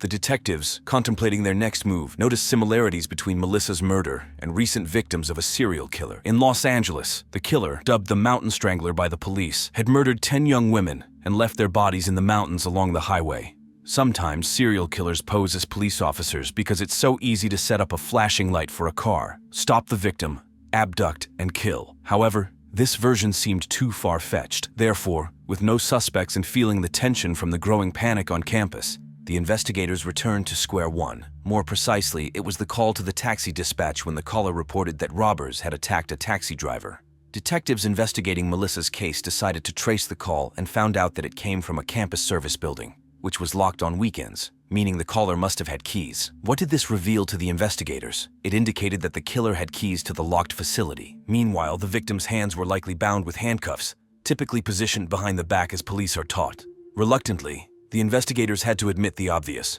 It wasn't a serial killer posing as a police officer, but an actual police officer. Detectives decided to speak with Joseph Green and Jeffrey Hodge again, the two officers from the University of Toledo who found the body. Perhaps they had overlooked some evidence.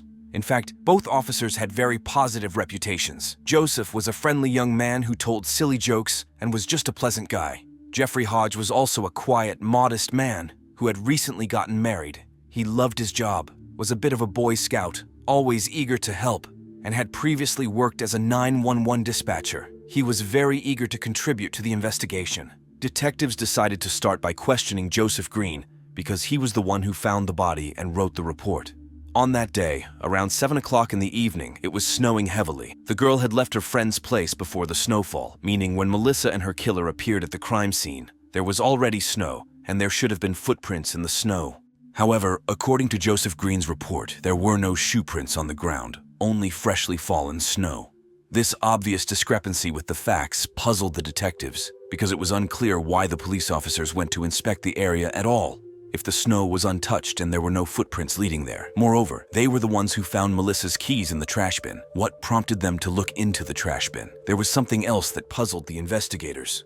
Joseph said, "When I saw the body, I knew she was dead." The investigator was surprised and asked how that was possible. Joseph replied that his family owned a funeral business and he had seen many dead bodies. While these weren't incriminating pieces of evidence, the combined facts urged the investigators to dig deeper. Forensic investigators examined both officers' cars who were on duty that night. They were looking for physical evidence that could tie Melissa to one of the patrol cars.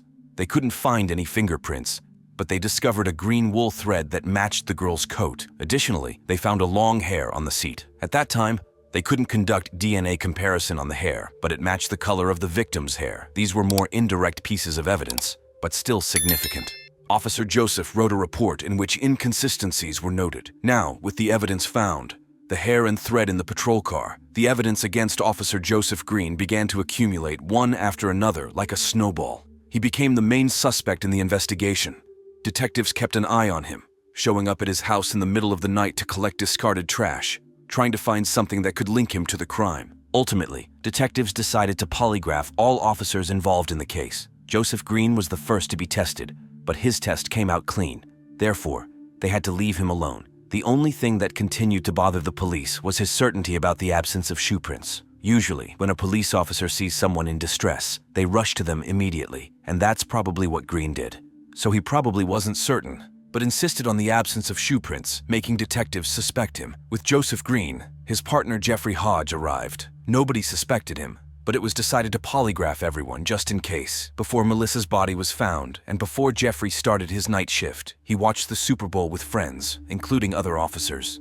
Jeffrey, for some reason, seemed nervous, asking about ballistics, how long a body can remain under certain conditions before decomposition, what it's like to see a body, essentially asking quite strange questions. He also turned on the homeowner's radio on the police frequency. Of course, friends asked him what he was doing, to which he replied that he just wants to know what's going on before going to work. Now, at the station, waiting for the results of his partner's check, he opened up to one of the detectives and mentioned how funny it was to watch the girls from the women's dormitory running out into the street in light, translucent clothing when the fire alarm went off.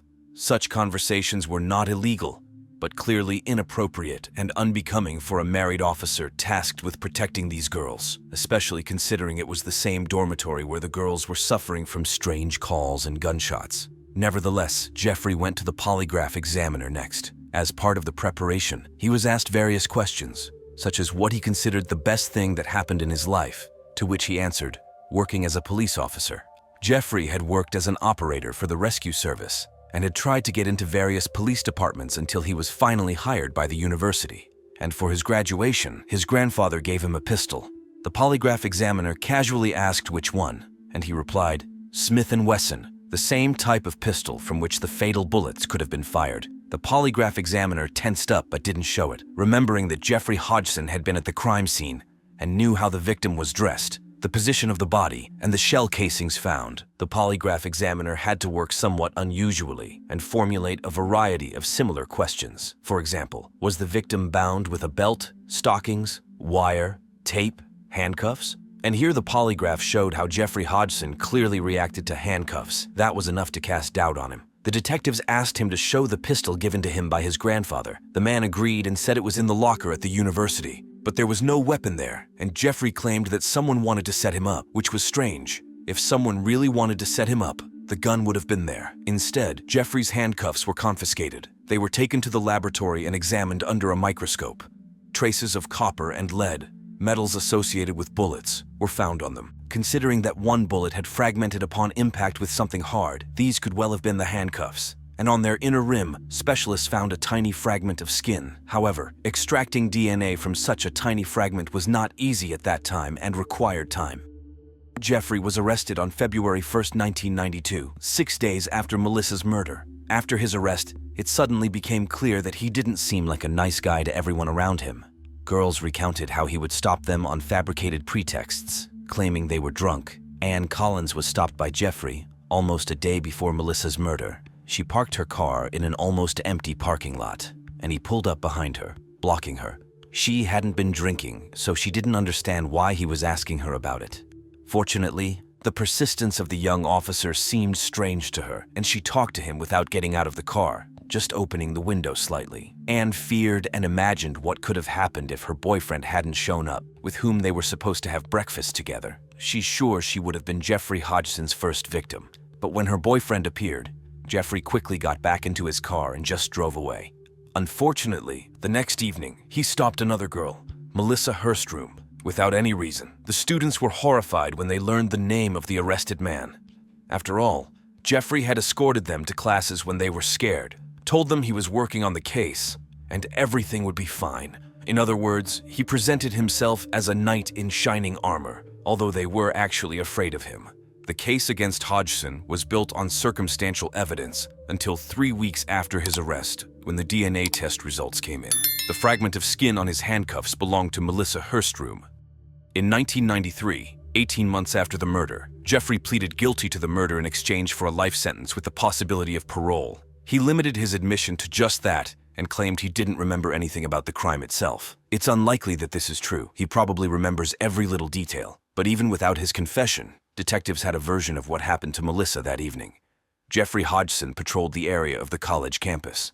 It wasn't his first time stopping pretty girls. Unfortunately, Melissa was alone on the street that evening. She wasn't drunk, but she was alone. She didn't have her driver's license with her, and instead of a warning or a fine, Jeffrey Hodgson forced her to get into his car and drove her to the dormitory, where she got her license. He convinced her to take off her coat and put it on the back seat of the car so he could get a better look at her body. He was supposed to take her back to her car, but during the ride, he began to harass her. Melissa didn't like it, and she probably told him that such behavior would cost him his job. Another person might have ignored this, but not Jeffrey Hodgson. A man who considered being a policeman the best thing that ever happened in his life didn't see himself in any other role. He drove the girl to a remote parking lot, pulled Melissa out of the car, frightened her, handcuffed her, and led her around the corner of the building. This is where he pulled down her clothes, humiliating her, and reached a point where he was horrified by what he had done and saw the only way out for himself in murder. And he shot the girl in the back of the head. Later, he called the dispatcher so he and his partner could answer the call and find the body. After all, he knew for sure that he had left footprints in the snow and needed an explanation of how they got there. He manipulated his partner, allowing him to find the body and write the report. Jeffrey Hodgson also confessed to making threatening calls and shooting at the dormitory. He did this to once again respond to the call himself and appear a hero in the eyes of others. His cruelty quickly escalated, and it all ended with him killing a person. The former police captain, who headed the homicide department in 1992, said, in his opinion, Jeff Hodgson is a psychopath. It showed in how his crimes escalated. He believes if they hadn't caught him, he would have become a serial killer. He would have struck again. When he was formally dismissed in March 1992, representatives of the university found that he often stopped students, or rather female students, without informing the dispatcher. Once he called a girl's home several hours after arresting her for drunk driving. Fabricated reports of robbery and an armed man on campus, as well as violated rules by waiting for students in bars outside the campus and following them to the student village, where he stopped them on suspicion of driving while intoxicated. It is believed that he made a call about a planned bombing against the university president and started fires, committing crimes that he himself investigated. He was not charged with other offenses investigated by the University of Toledo police. The prosecutor offered him a deal because the main evidence against him was DNA. They didn't even find his personal gun, from which he fired at the dormitory and at Melissa. But if today all jurors know what DNA is, and that it's practically a 100% guarantee that the accused is the real killer, in those years, DNA was new, just like a smeared fingerprint. The prosecutor was afraid that Jeffrey would be acquitted. At that time in Ohio, there was also no life sentence without the possibility of parole, as there is today. Therefore, he was sentenced to a term of 33 years to life, but considering the time he had already served in prison and his exemplary behavior, his first parole hearing was held on September 21, 2021.